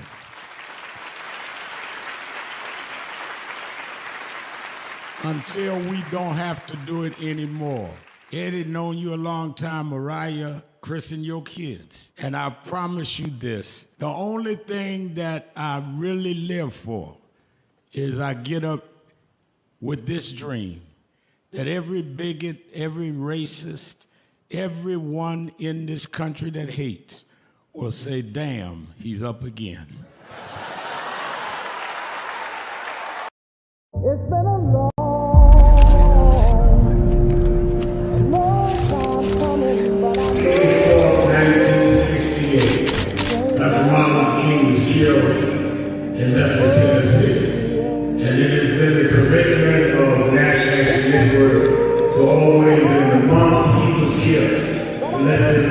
killed the dream.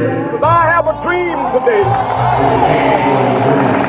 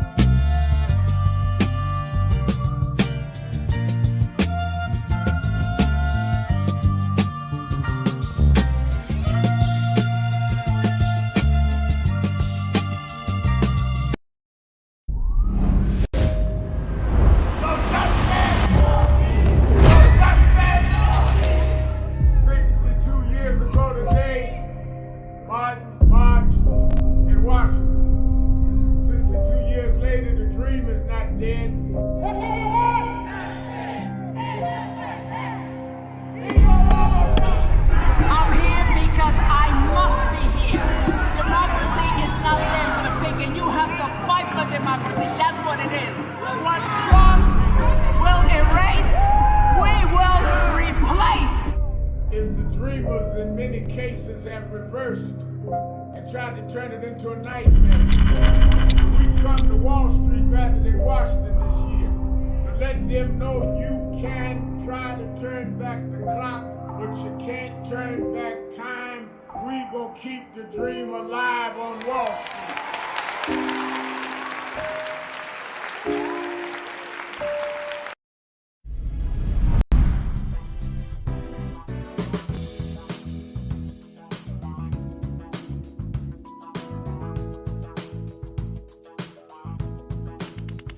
This is the first Thanksgiving I'm here in New York. Over 20 years. I'm just glad to be here with Rev today and to hand out the food. It's a blessing. It's a blessing. It's a blessing. It's Erica Ford, the Peace Doctor in the building. Here at the National Action Network, it's about thanks. It's about giving. It's about gratitude. It's about love. I feel it is important for you to understand that there's work out here to be done, but it starts with gratitude, it starts with giving, it starts with peace, it starts with love.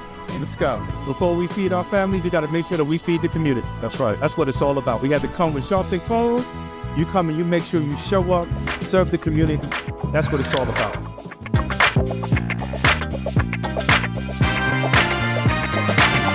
You're live. Keeping it real. Keeping it real. I am your host, Reverend Al Sharpton, and we're back. Keeping it real. Antoine Seawright is our co-host. Antoine, as we look at two of the international issues, and I'm going back to the phones and to the message board, but as we look at the international issues, the meeting on yesterday with Zelensky, president of Ukraine, as Trump is now trying to fashion that he's going to bring about a ceasefire and peace in Ukraine. Says he talked to Putin, and Putin is favorable, but they're not there yet. And then today he's meeting with President Netanyahu, Prime Minister Netanyahu of Israel, since there's been a tremendous inhumane attacks in Palestine, and when there was supposed to be a ceasefire. The politics of his global record is as he hits Venezuela, as he's ignored other African countries other than oil-rich Nigeria. Explain how the implications of his foreign affairs policies impact us here at home. Well, Red, if I can say two things. I want to comment very quickly on what you were talking about before the break as it relates to the social media and how we engage. Keep in mind, when it comes to black and brown folks, we are the number one targets for misinformation, disinformation.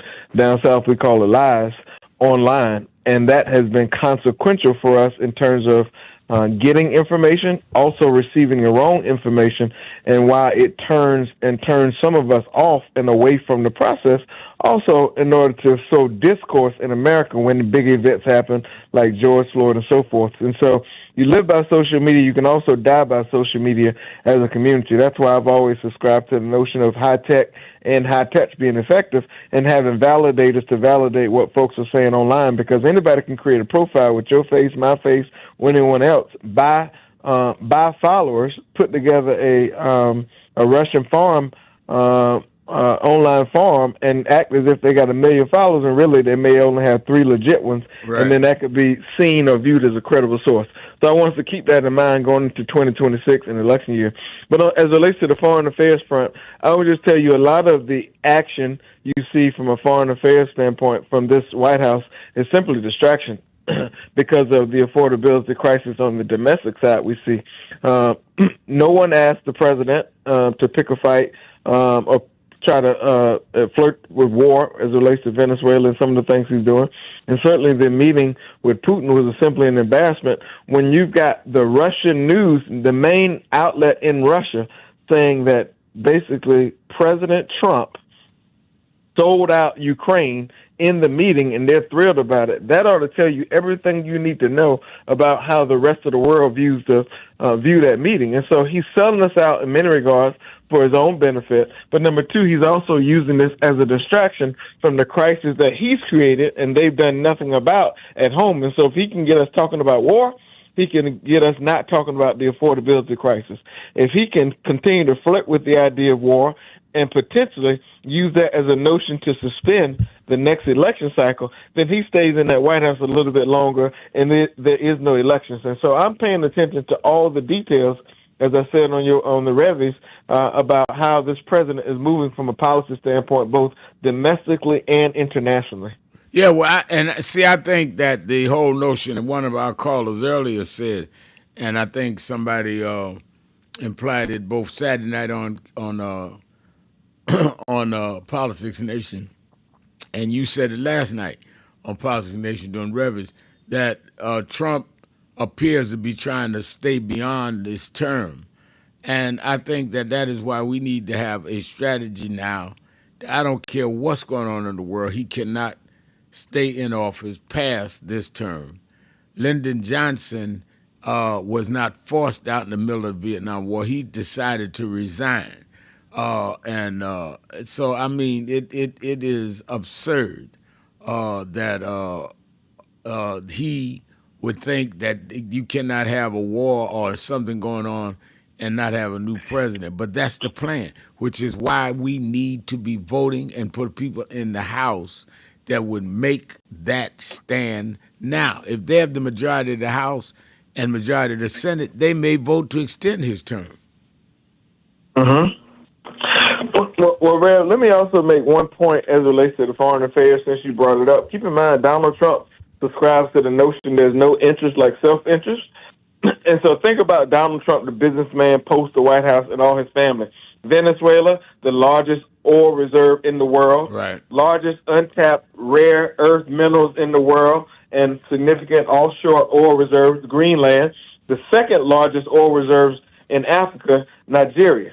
Now, all of that is no coincidence when it comes to Donald Trump. You have to pay attention to his words. If you look at who he mentioned, or if you hear who he mentioned yesterday in his press conference of who's been working on most of his foreign affairs, he mentioned his son-in-law, Jared Kushner. Right. And he mentioned Don Jr. Right. So all this picking fights abroad, internationally, it's no accident, Reverend Al. It is all about family enrichment. Sly in Detroit. Let's go to Detroit. Sly, you're keeping it real with Sharpton and C-Right.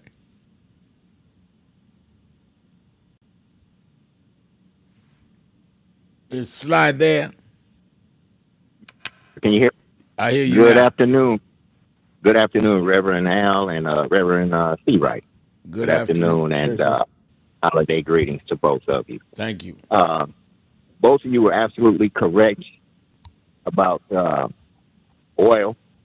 Let's go back to 2017, Trump Part 1. Let's bomb the Saudis and take the oil. Y'all Right. remember that quote? Yep. Okay. And that's a quote. And, That's not you paraphrasing. That's a quote. yeah, a direct quote. Okay. And a couple things you have to look with a third eye with. Nigeria joined BRICS, BRICS. You can look that up. Right. And see what that was all about. Venezuela recently tried to join BRICS, but was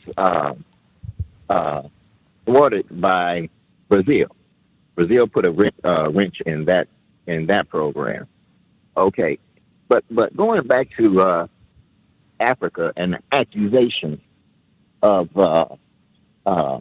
slaughtering Christians, I look at the hypocrisy of who I call repeat Hexeth. I call him repeat because he keeps doing the stupid things over and over again. You still there? Yeah. Okay. Yeah. Okay. I look at his hypocrisy because if you go back to May of 2015, when he was head of the Concerned Veterans of America, take a look at that complaint that was made by not only the employees of that group, but what happened in the hotel lounge in a hotel in Cuyahoga Falls, Ohio, when a drunk repeat Hexeth was chanting, "Kill all Muslims, kill Right. all Muslims." Right. Okay. So then you have that. So, when it comes to this administration, you have to look at these fools with the third eye, because it's all about the oil, and as both of you have said, Trump is also preparing for the generational wealth of his people. That's pretty much all I want to say about that. And let me just say, I think you raising BRICS is very important, because when they organized BRICS, and I think it was a block of emerging countries like South Africa and China, India, I think Russia was in, and Brazil. 10 countries. Right. And that was a block that threatened a lot of the other established Western powers. So you're absolutely right. Yes, sir. I'll call you Friday because I want to kick off the first 20 years of us keeping it real with Reverend Al Sharpton. I want to drop some names from the past, some who are no longer with us, and I have a couple questions as to where are they now. Please, to kick off 20 years. We will be in the 20th year Friday. You're absolutely right. Make sure you call, Slot. Thank you for your call. Let me go to Christina in Manhattan, New York. Christina. Now? Hello. Ravenel? Yeah. Hi. Happy holidays, Ravenel and Antoine. Happy holiday to you. My call. First off, I'm going to start off with ask this question. Did you hear the song Jesus Come by C.C. Winans and Shirley Caesar? Oh yeah. Beautiful. Yeah. I think we should play it on every corner. Yeah. And I just received my book. I ordered Reverend Jackson's book, A Dream Deferred. Yeah, by Abby Phillips. This is it. My Abby Phillips. Yeah, I tried to get it when she was on in Abyssinia. I couldn't get it. It was sold out. But I got it. I ordered one for my cousin. Reverend Al, you asked the other day about December, what happened to you in December, something about December. I think you asked what stood out to you in December, what happened to you in December that you wanted to talk about. Did you say something like that? I don't recall. In December. Yeah.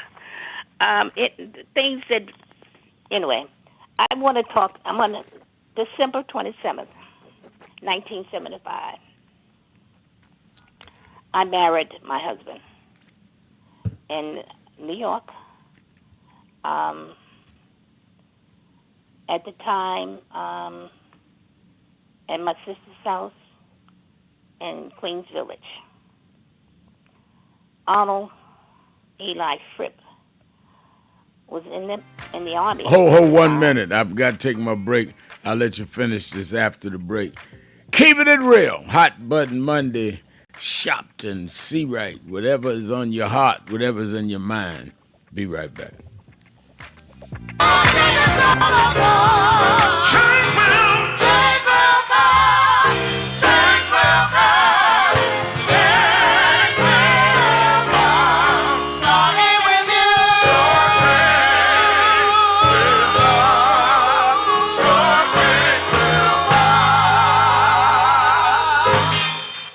National Action Network Change Choir. Give them a hand. Give them a big hand.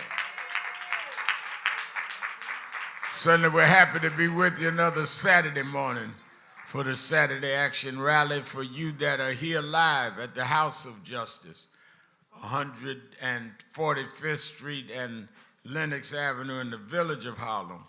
And for you that are listening live on 107.5 WBLS in New York, and you that are watching us around the country on Impact Television, we're happy to be with you again to give our report on where the action is. Give a hand today, our presiders, Dominique Sharpton,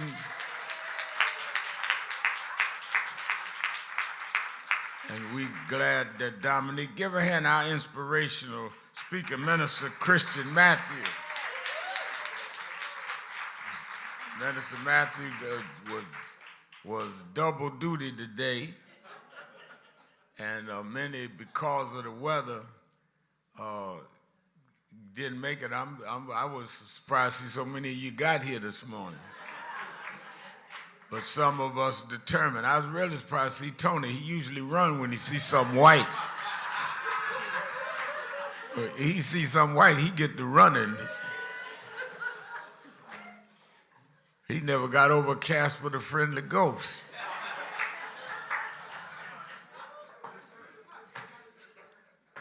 And give a hand to our Minister of Music, Minister Tyrone Richardson. And of course, our band, give a hand, Chris Garland, Raymond and Guy Jenkins, and Brother Malcolm Seal, give them a big hand. Let me say, and I want to get into several things, but let me first thank all of you that came out and served on Christmas Day. We had probably more than we've ever had of people coming to have a meal with us or get a meal. We had got so crowded we had to give people a meal and tell them they got to go home and eat it, because people were jammed up in here, but we had volunteers that handled it. And I was talking to someone this morning, telling them that we will be next March, National Action Network will be 35 years old. And every year, in the 34 years that we started, we've never not served hot meals on Christmas Day. Never. Now, and I think about over the last 35 years, 34 years, and that we've been there. Many groups have come and gone, and we're still here and growing. And I thank all of you that have been part of it as long as you have. I think that that says something about the endurance of the organization. So give yourselves a hand. And some people come and go, and that's all right. and then others stay, and that's all right. And others are in between. That's all right. But when I come out and I see even in this weather that everybody come, I look out there and Tisha done come and got an orange on and got out here anyhow. AJ got his red sweater on and got a red hair to match.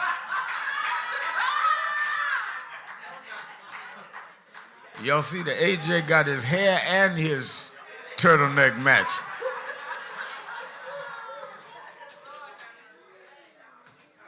AJ didn't know I noticed stuff when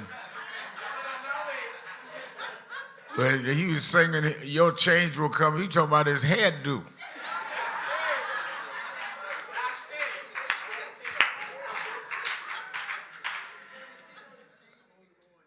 And let me thank all of you again for Christmas. Let me say I was blessed on Christmas Day. Down through the years, we have always, early in there, we would also go to Chicago to Reverend Jackson and spend Christmas with his family. And on this past Thursday, Christmas, Dominique and Ashley and I went and flew to Chicago after we did the serving here and see Reverend Jackson and his family and spend Christmas evening with them.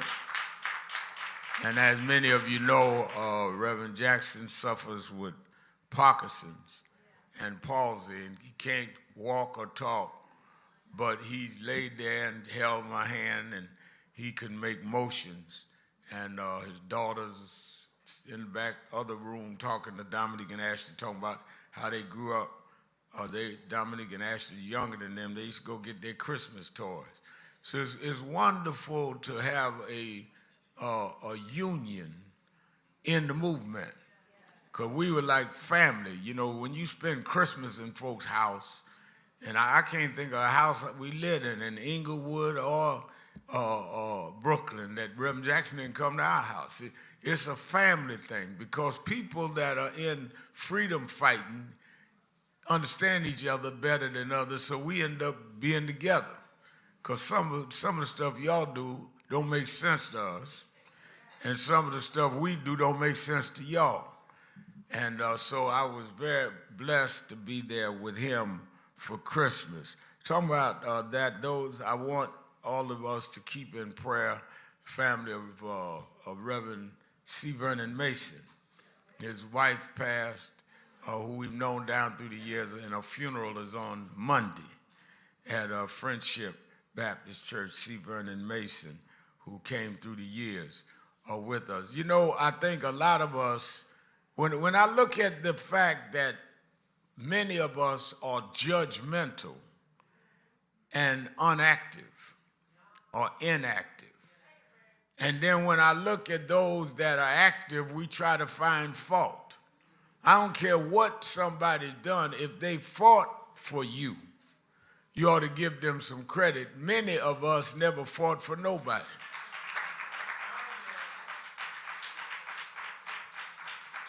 And, you know, sometimes we get mad, fall out, and make up, but the harvest is right, but the laborers are few. And we need to thank God for those that have labored in the vineyard, because right now the siege that we're under this man, this president, we can't afford to deal with this without pettiness. All hands need to be on deck, because he has gone and taken us into areas that are very challenging and need to be dealt with. Let me say, in that spirit, you know, they're trying to redraw all of the districts around the country that they can. One of the districts they're trying to redraw is in Missouri. And I'm going to have Congressman Reverend Emmanuel Cleaver. They're trying to redraw his district so that he will lose his election. Been there for many years. And member of Congress. I'm going to have him on Politics Nation, 5 o'clock today. I'm going to have the mayor of Chicago, Brandon Johnson, on. Because these mayors and these members of Congress are catching a fit under this administration. This is real. And what we must understand is if it's fighting crime in Chicago when the president is sending in ICE and sending in others, that they're grabbing people that they're accusing of being there illegal, but they're not grabbing the people that's bringing in illegal guns.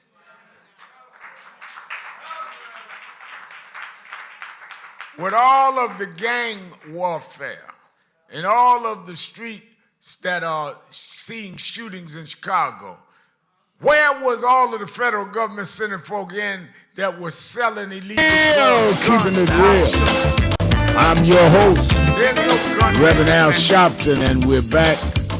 Antoine Seawright is our co-host. And let me remind you, Politics Nation with Al Sharpton, first shows of the new year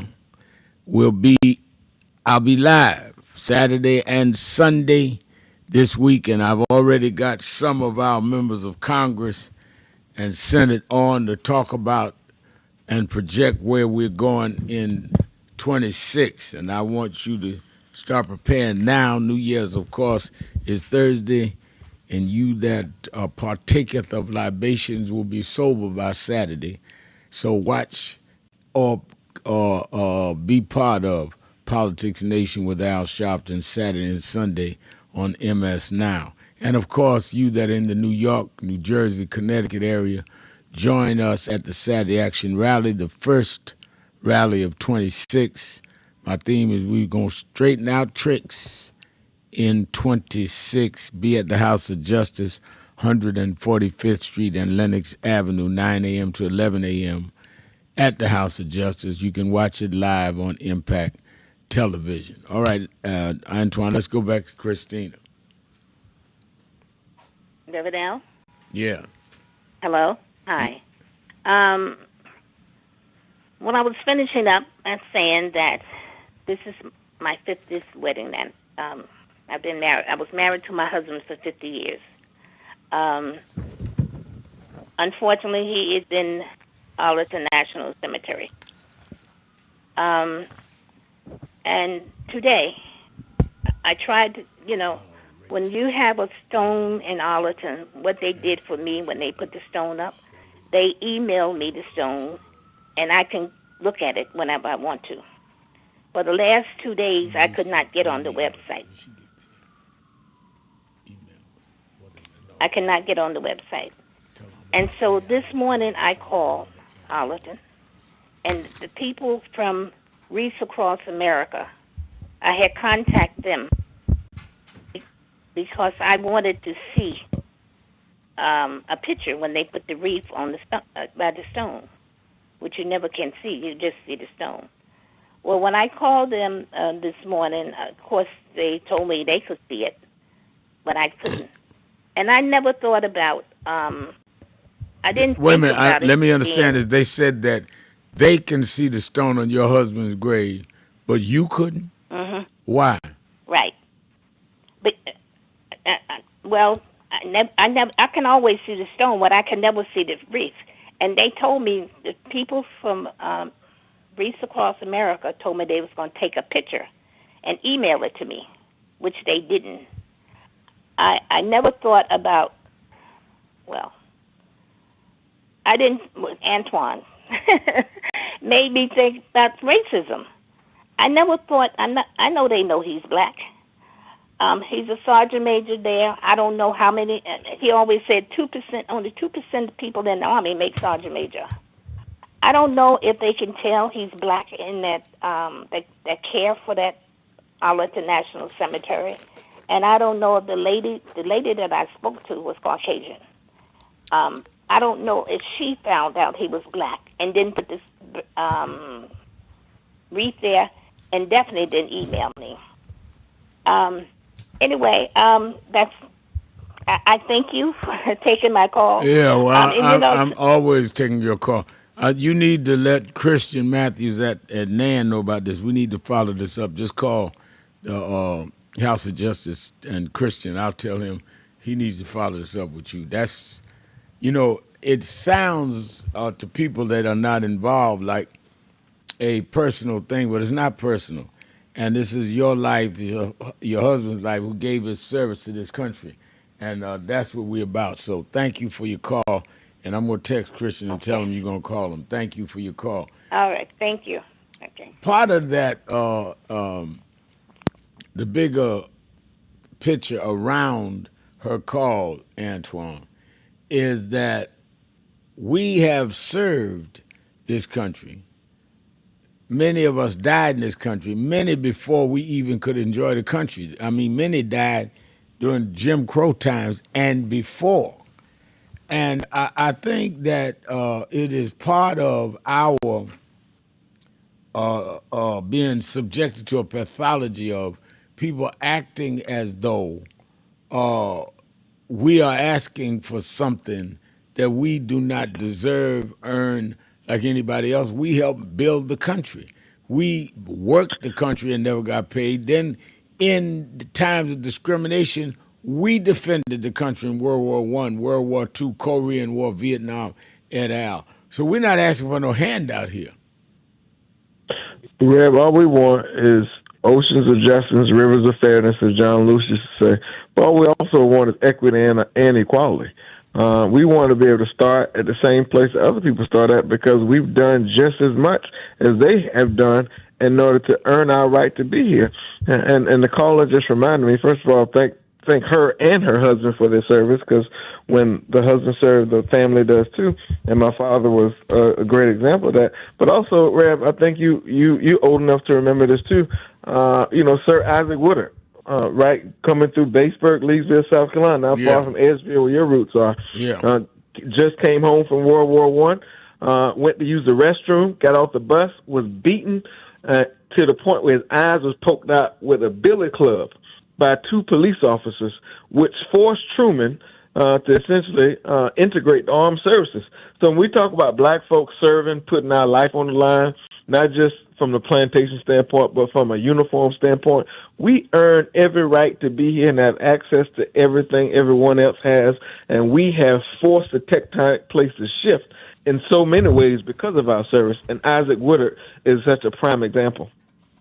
No, I remember reading about that case when I was very young, and Woodard is a prime example, and there are many others. The other thing that I think is critical is that we, again, must bring this back to voting, because those that are in charge of the Pentagon, in this case Hegseth, are appointed by the president. All of this comes together. When you put a president in office, he appoints and nominates his cabinet.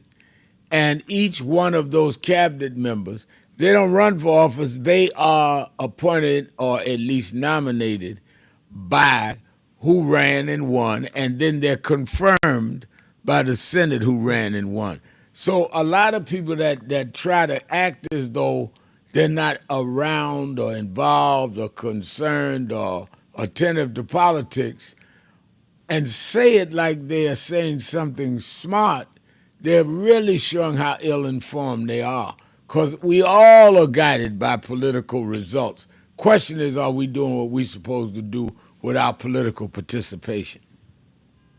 And Rev, just think about how many qualified African Americans have been removed from roles and positions since Donald Trump has taken office.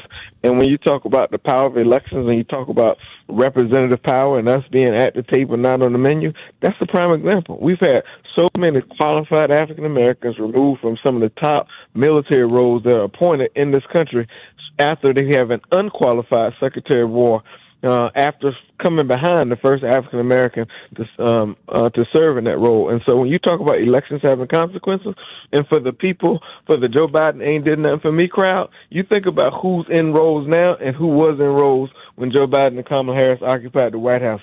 There is a big difference. And so don't get caught up in the Russian, China, North Korea, and Iran misinformation online saying Joe Biden ain't do nothing for black folks, because that is a lie from the pits of hell. That's why they're undoing everything he and Kamala Harris did do. No doubt about it. When I was leaving Chicago Christmas, the day after Christmas, I went, after we did our feeding and eating all day, the House of Justice, I flew to Chicago to see Reverend Jackson came back the next day trying to beat this snowstorm in here, ended up having to fly to D.C. and take the train in. And as I was coming back, phone rang, and it was Kamala Harris, and we talked. She called me for the holiday. And I was telling her that we must remind people while they're talking about whatever they're talking about, who may run in 28, and she certainly has not decided what she's doing. She's certainly not say she's running, but say she's not saying she's not. She only lost by 1.5%. The first black woman to win the nomination, the first for president, and the first woman, black or white, to be vice president. Now, I don't know that she's going to run. I don't know what she does. But let's not be so much in line with people that want to castigate accomplishments.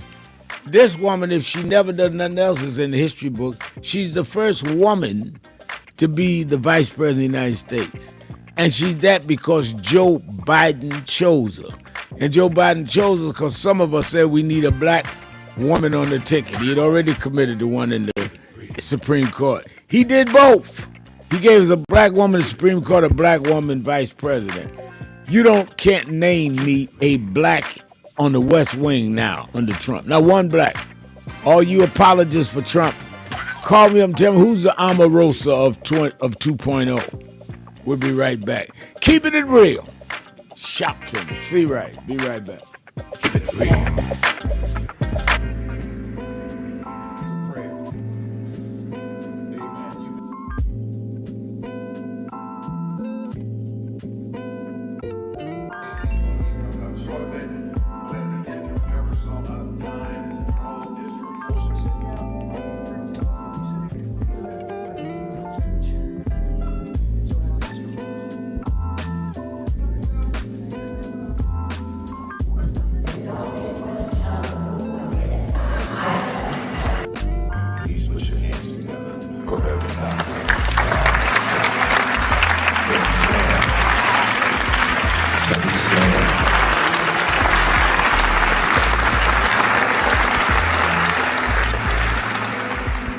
We've reduced a lot of our ministry to entertainment. Or who can hoop the loudest?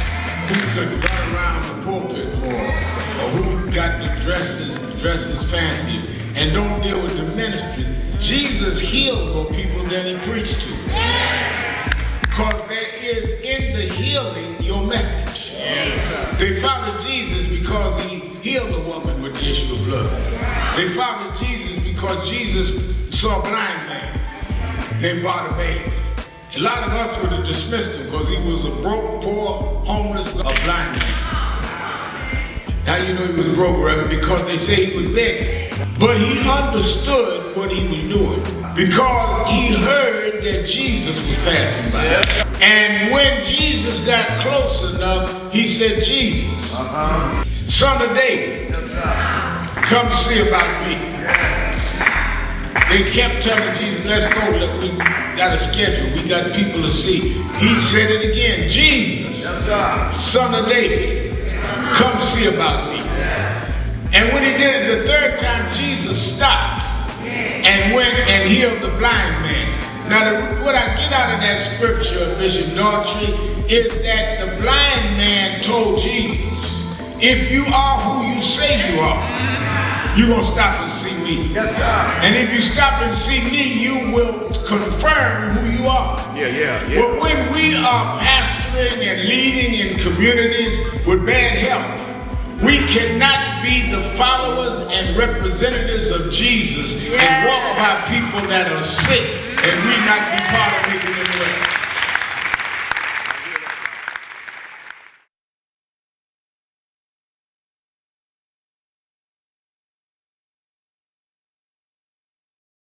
King, Dr. Richardson, most of all, let me thank Reverend Al Sharpton for bringing us all here together today. The Urban Action Network, I am proud to be a candidate for the presidency of the United States of America. But I am mindful that I wouldn't be here if it had not been for Reverend Al Sharpton running for president, and Carol Moseley Brown running for president, and Jesse Jackson running for president, and Shirley Chisholm running for president. They paved the way, and I stand on their shoulders. When Coretta Scott King, the widow of Dr. Martin Luther King Jr., had this to say about Al Sharpton. A leader who has protested injustice with a passionate, unrelenting commitment to nonviolent action in the spirit and tradition of Martin Luther King Jr. And I am talking about your leader, our leader, the Reverend Al Sharpton. I celebrate the day you were born. You have been, over all of your years, such an extraordinary leader. You are a voice of truth, a voice of conscience, a voice of practicality around what we must address and what we can do. Thank you, Rev. Thanks for that introduction. Look, we've known each other for a long time. I'm grateful not only for your leadership and partnership, but quite frankly, more importantly, for your friendship. And thanks to all of you, members of our nation's most important civil rights organization. For over 3 decades, the National Action Network has stood on the front lines for our communities, fighting for justice, lifting up the voiceless, and showing up where it matters most. Presidents, world leaders, and global changemakers have all testified to Reverend Al Sharpton's impact and National Action Network legacy of good trouble in the fight for equality. This holiday season, our commitment grows even stronger. We're expanding food distributions, toy drives, and direct support for families who need us now more than ever. Stop right now and join the movement. I thank God I was blessed to have both in my life. Both historic, strong figures. But if I misuse them and listen to not only figures that are not as historic as them, but figures that had nothing to do with the calling and purpose of my life, I would live confused. I'd be double-minded. I'm clear. And what I want you to do is be clear. Clear on who you are and why you are. And a lot of that will be exposed to you and others by who you are around and who you allow to enter your head. Keep people at a distance that only have a distant and unclear vision of who you are and who you are supposed to be. They could be your blood relatives, but they could not be the ones that accompany you toward what you ought to be about tonight. Everybody good to you ain't good for you. Everybody that makes you laugh sometimes end up making you a joke.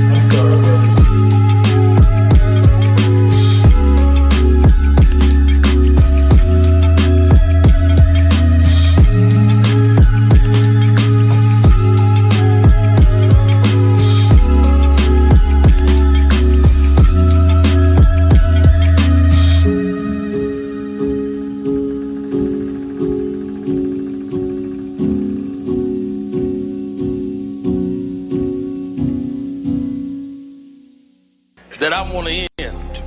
He talked about the dry bones in the valley. I'll tell you that. The only reason that the wind could blow life into the bones is because at some point they had to be connected. If the wind had blown into a disconnected body, it still wouldn't have worked. So before he prophesied to the wind, they had to first get the foot bone to connect to the ankle bone, and the ankle bone to the calf bone, and to the knee bone, and the knee bone to the thigh bone. If we are to prophesy to the wind, we must first connect this body. We must connect Eddie Long to Farrakhan. Keeping it real, keeping it real. I'm your host, Reverend Al Sharpton. Antoine Seawright is our co-host. Antoine, there in the South, you mentioned the South, and the South is still where the majority of blacks live. What are the races? I know we had a young brother on Politics Nation, I think last weekend, that's challenging statewide. What are the states and races in the South that we ought to be watching that involves our community that are up this next year? Well, two of the most consequential U.S. Senate races that will be on the ballot, Rev, are in North Carolina with Roy Cooper. And, of course, we have to defend and protect and re-elect John Ossoff to the United States Senate. That is going to tilt the scale largely, and whether or not we have a majority in the United States Senate. So I think those races are certainly ones to watch. There will be a number of contested primaries all across the South.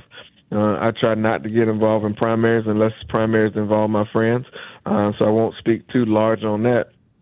But the unique thing about the South, what we have to pay attention to, Reverend Al, is some of the local races, because we're starting to see progress being clawed back in many levels of government at the state and local level. And I think those are important. You open the program appropriately talking about redistricting, and I want folks to understand at home, based on a message I just got, that Congress does not redraw the lines.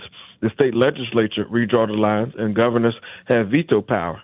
And so when you think about Westmore, you think about Josh Shapiro, you think about the governor's race in Minnesota and Wisconsin and others, those races are going to matter just as much as some of the federal races. I know so often we spend a lot of time talking about the federal races because that's what the news cycle presents. But on programs like this, which I appreciate, is that we get to make sure that folks are informed across the board. And so a lot of mayoral races will be on the ballot. A number of school board races will be on the ballot in 2026, as well as state legislative races and constitutional races all across the state, including, Reverend Al, very important, Secretary of State races, which in many cases they deal with how or how not voting rights and voting laws go in a particular state. And Georgia is top of mind when we talk about the South and next year. Let me ask this. The mobilization around Georgia and North Carolina, if successful in terms of reelecting Cooper and Ossoff, will tilt the numbers in the Senate, or will it just secure the numbers we already have? Do we need to pick up more Senate seats? Well, North Carolina will be a pickup opportunity, right? Because, as you know, Tom Tillis is retiring, or not running for re-election, rather. Right. And so North Carolina will be a pickup opportunity. Ossoff is one we have to hold if we want to have any sort of chance as picking up the U.S. and picking up the majority in the U.S. Senate.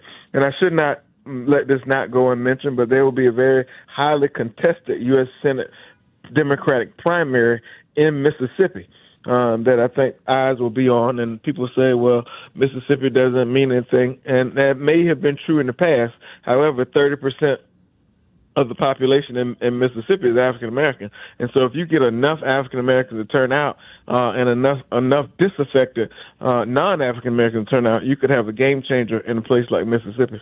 No doubt about it. Mississippi is potentially up for grabs if some things fall in and Rev, place. I forgot to mention this one, but in Georgia, you're going to have the gubernatorial race, just like in South Carolina, on the ballot. I know Keisha Lance Bottoms is in a contested primary with the former lieutenant governor, who is running now as a Democrat. And then you will have, in Florida, Val Deming's husband is seeking the Democratic nomination, as well as your former colleague at MSNBC, which is now MS Now. David Jolly is seeking the Democratic nomination. Yeah, So all he across was the a South, you're gonna Republican. see some- He's running Democrat. Yeah. And that's the case in Georgia. That's the case in Florida. We have former Republicans seeking the Democratic nomination, and I think that's a sign that the political tectonic plates have shifted out there. But I don't want anyone to leave this conversation without understanding that I don't care how red or blue is a state or a race is. You cannot be the Democratic nominee or successful in a general election without strong, deep, and wide support from the most consequential voting bloc in the history of this country, and that's black folks. And major turnout.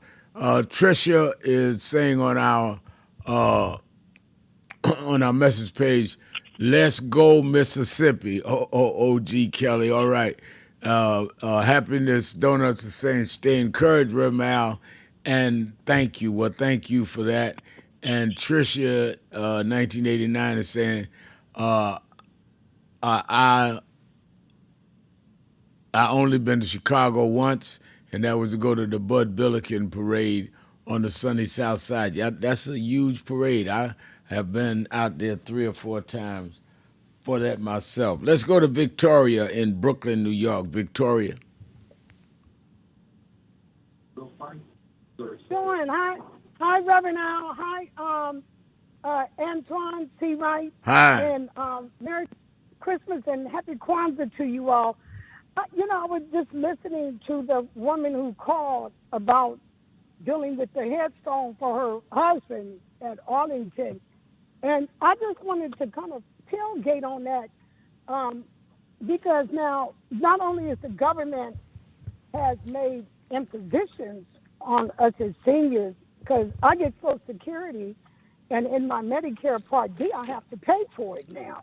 And yeah, I have to pay for it, and it's going up to $202, and it comes out of my Social Security benefits. But I wanted to also say, too, that you have, like you have agencies, and a lot of people that they hire are usually younger people, like in their 30s and 40s, but some of them don't really understand what older people go through. They don't take the time to listen to us or ask us to explain. They assume, like, I went to this workshop that my Congresswoman Yvette Clarke put on, and it was when they started making these Social Security changes. I think it was in August I went. So I went to this one table, and I was talking about my experience trying to get on SNAP.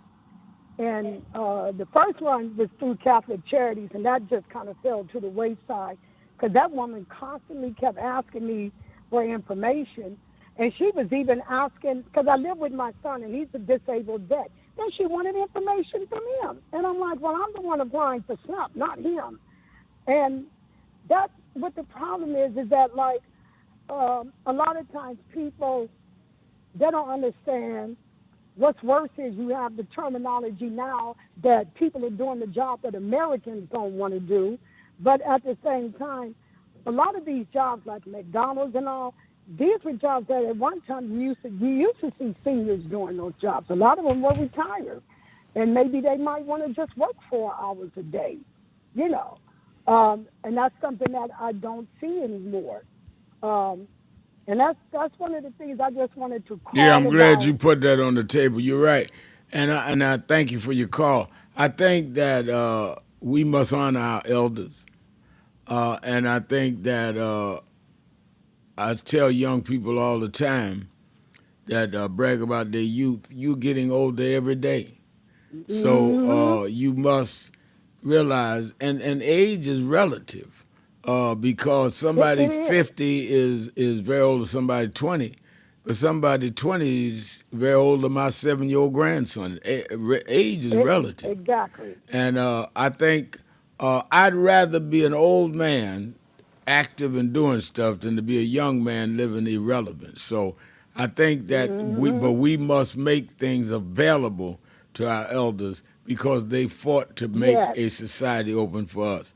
I appreciate your call. Let me take a break. We'll be right back. Thank you so much. We'll be Happy right New back. Year. Keeping it real.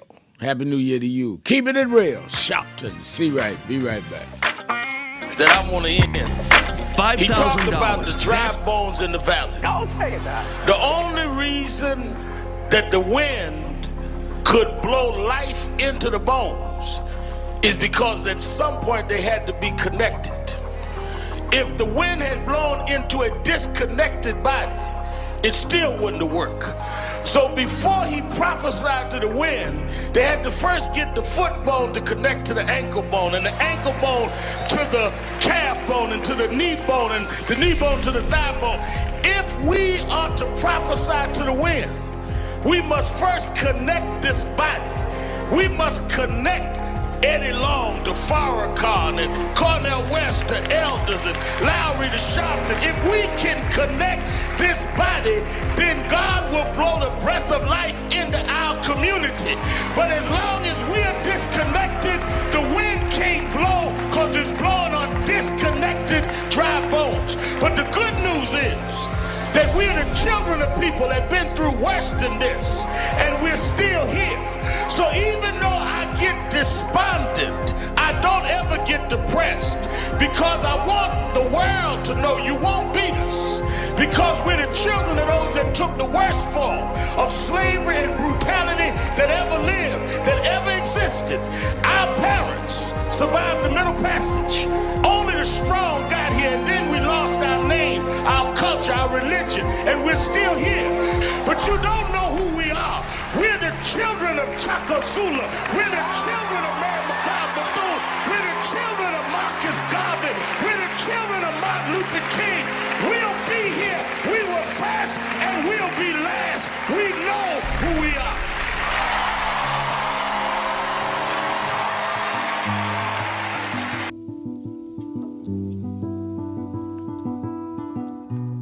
I had a thought this morning that I want to share with you about mentorship.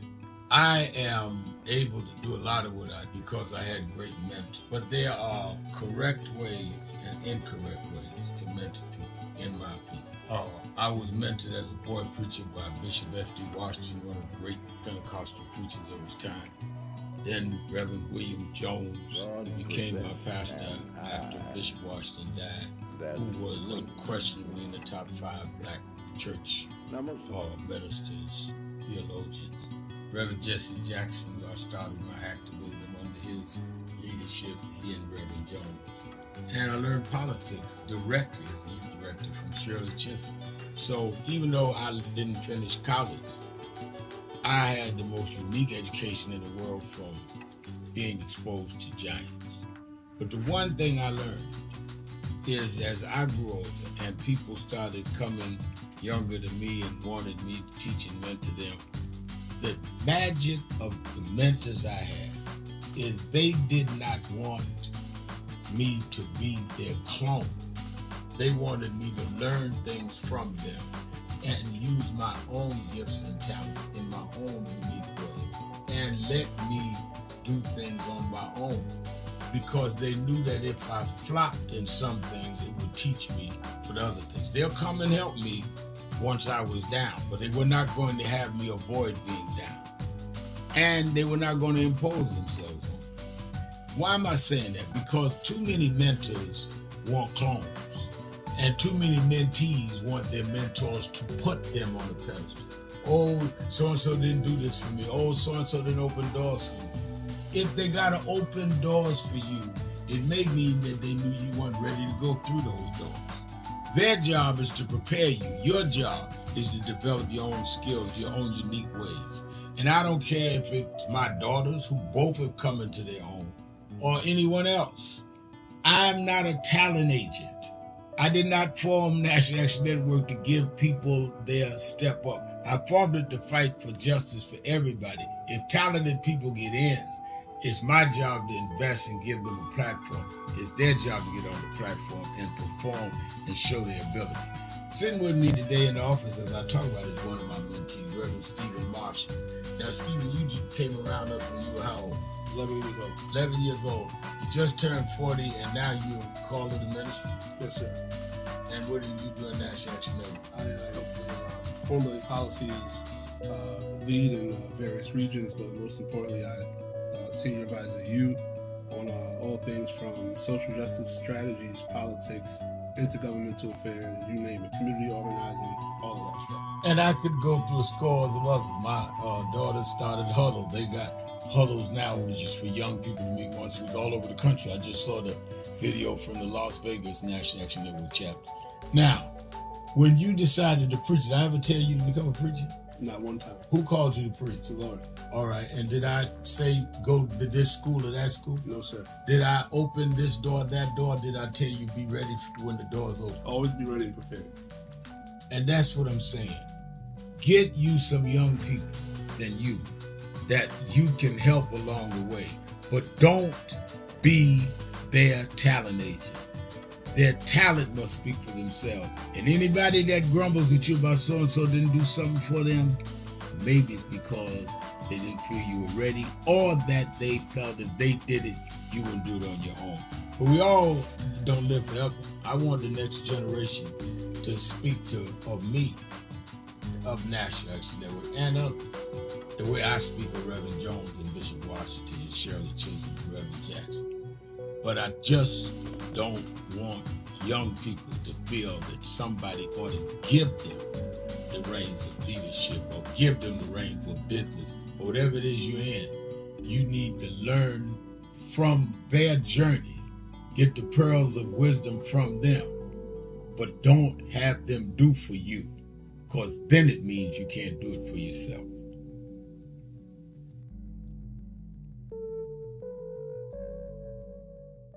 We have a short visit today, so we just wanted to greet you all and thank you for allowing us in. Yes, sir.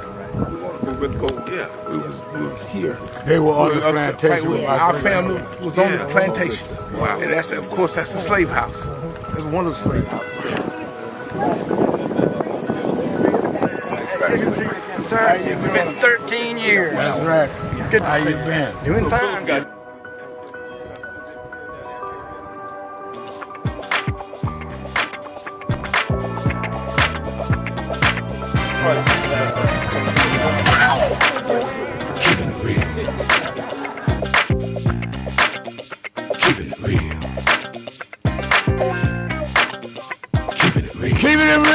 Keeping it real.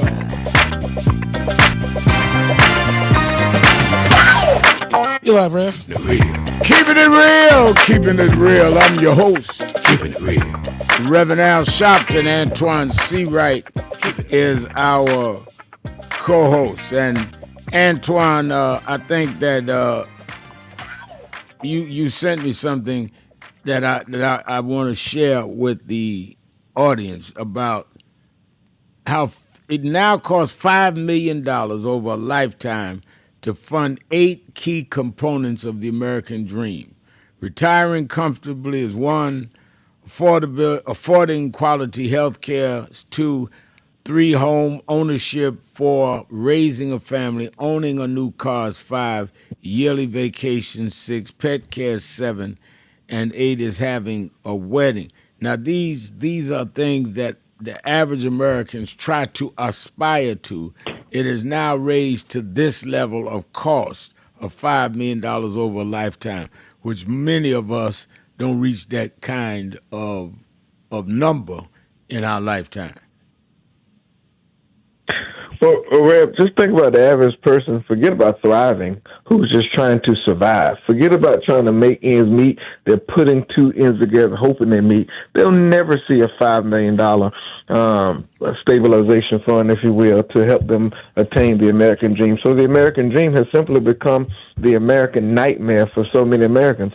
And this Republican majority promised working class Americans, working class white and blacks, they were going to fix the affordability crisis, and I would argue, by all the metrics I've seen from a micro and a micro and macro standpoint, and the most important measurement, feelonomics, is as economics you can feel, is a word I made up. That things have gotten worse. Healthcare has become more unaffordable. Home ownership.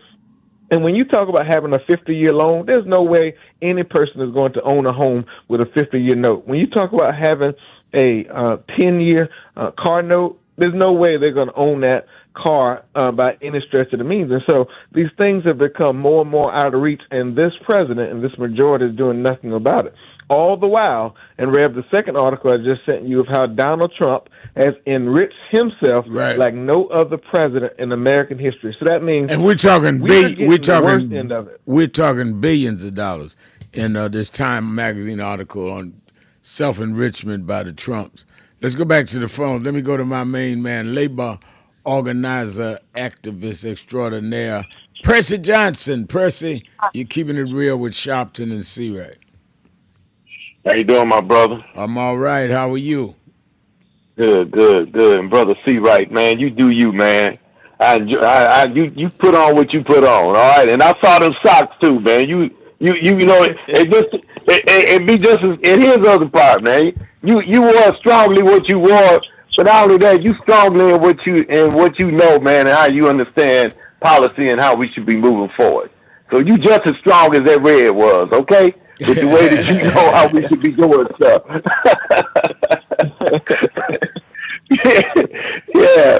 But right now, evidently I saw the Rebels Award, and but what stood me out this weekend listening to you was at the Saturday morning rally.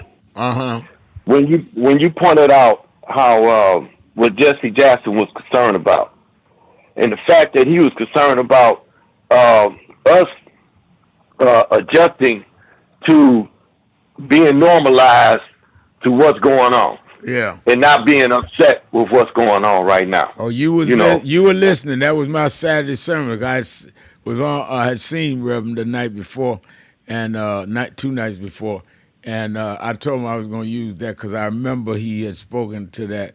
And when I was very young, when I was a youth director for him, and he said the worst thing in slavery was not just being slave, but that we adjusted to it. And we adjusted to being in the back of the bus. And we adjusted, and he ran down this litany. And that's what, and I want you to finish, Percy, that's what's bothered me, is we are adjusting and normalizing to what Trump is doing. And that's worse than what he's doing. Exactly. We're adjusting to injustice. We're adjusting to oppression. We're adjusting to these guns being openly around our society, and we're accepting, normalizing the fact that someone could walk around and harm us, and we're not pushing back to put a policy in place where nobody should be able to walk around in general public that could harm us with a weapon, and it should be set up. I keep saying it needs to be set up the same way. I'm in Detroit, and for me to go to Canada, I cannot go to Canada with a weapon arm in my truck. I got to distinctly have either I'm going hunting or I'm going to a distinct non-public place to have a gun, and it's unloaded when it's got to be in the car going through general public. And that's the same policy we need here, and we just normalize it. We have adjust and accept it. Here it is. Our kids, we having gun drills, Reverend C-Right, in our schools for our children, and we're not outraged with that. Wow. We're not outraged with the fact that we sitting up here, we watching them take away our voting power and putting us back to. So the policy that we did here in Michigan, and they need to do this across the state, across the country. We took the power of the politicians to be able to draw the lines, and we took it. It was called, and I heard you mention it earlier in some states that they're doing it, where they call it people not politicians. Right. Where the people it's a nonpartisan group that draw the lines. Take it away from our politicians drawing the lines up, because both parties are not drawing the lines up fairly, where it should be block by block, city by city, and as square as possible by the population, not by the population of supporting the party. Love it. I love it. That's correct. And I think that we've got to stop the normalizing of this. And you hit a very key point, Percy. Imagine that our kids in school, like I said twice on this broadcast today, My grandson's 7 years old today. Only have one grandson. Imagine they're going to school, and we act like it's normal that they gotta train for how to hit the deck if somebody comes in there to shoot them up. We act like this normal. I mean, we used to have fire drills, not drills for mass shootings. Exactly. And this other thing with our kids, right, man. And so I got 6 grandkids, and that is my concern. So I'm just 1 year older than you, Reverend. I was born in '53, and I saw when we used to go south every Easter with my parents, and I saw the Jim Crow policies, the white only, and all that. But my kids and your kids, they didn't see those signs like you and I did when we went south. Right. I don't know if you went south, but you you went south. Your grandmama told you about how you can pick a hog by throwing it in the crowd. The one that hollered, that's the one you hit. We used to go down south every Christmas to Alabama for my mother and Florida for my father. That was back before black folks flew a lot. We used to ride the car, Alabama and Florida. That was Christmas for us. And back by New Year. Yeah, they're doing the Easter break. I saw that. In fact, I got property down the street from a public park where they had a train there, and I couldn't get on it when I was a kid because it said white only. You know, and that's my concern that they putting policies now in place that my 6 grandkids, I got grandkids from 4 years old to 20 years old, and they getting ready to see and go through what my grandparents and my parents went through, because we sitting back here not being outraged like Jesse Jackson is saying that we should be outraged. And one more thing I saw this is what they put news on a TV ad in Michigan now talking about joining ICE. And do you realize that is our that's where our biggest fear in our country that I'm concerned about is economics and all that. But my biggest fear is this white nationalism that is rising up. And if you check the books, I wanted to I don't have no proof on it, but I'm concerned with feeling that a lot of those ICE agents are some of these white nationalism that used to be in private groups. Now they're getting funded, and we spending big money in ICE for that agency, and that's the money that we're taking away from our schools. That's money we're taking away from our health care department. Money that we are spending in our tax money that we put into the system is going to that nonsense instead of going to stuff that should help benefit us and give us a lifestyle where we can have a successful life and career, man. Well, you said a lot, and you were right. Thank you for your call. And let me thank, I know we not going to have time to go to everybody else on the board, but we'll be in here tomorrow. I work. And let me say, Antoine Seawright, you see, when you go on television with red socks and red jacket, they start calling you Reverend Seawright. Because they thought you was coming from the pulpit dressed like that. You notice that everybody today, Reverend Seawright, he ain't no Reverend, he ain't ordained. He just was wearing red. We thank Antoine Seawright for being with us. Let me thank all of you that called in, listened, and you that called in and couldn't get through, but hung in there anyhow. Remember, whatever you do, wherever you go, however you feel, tell somebody, tell anybody, tell everybody. Reverend Al told you personally, keep it real. Keep it real. Whatever you do, keep it real. I'll talk to you tomorrow.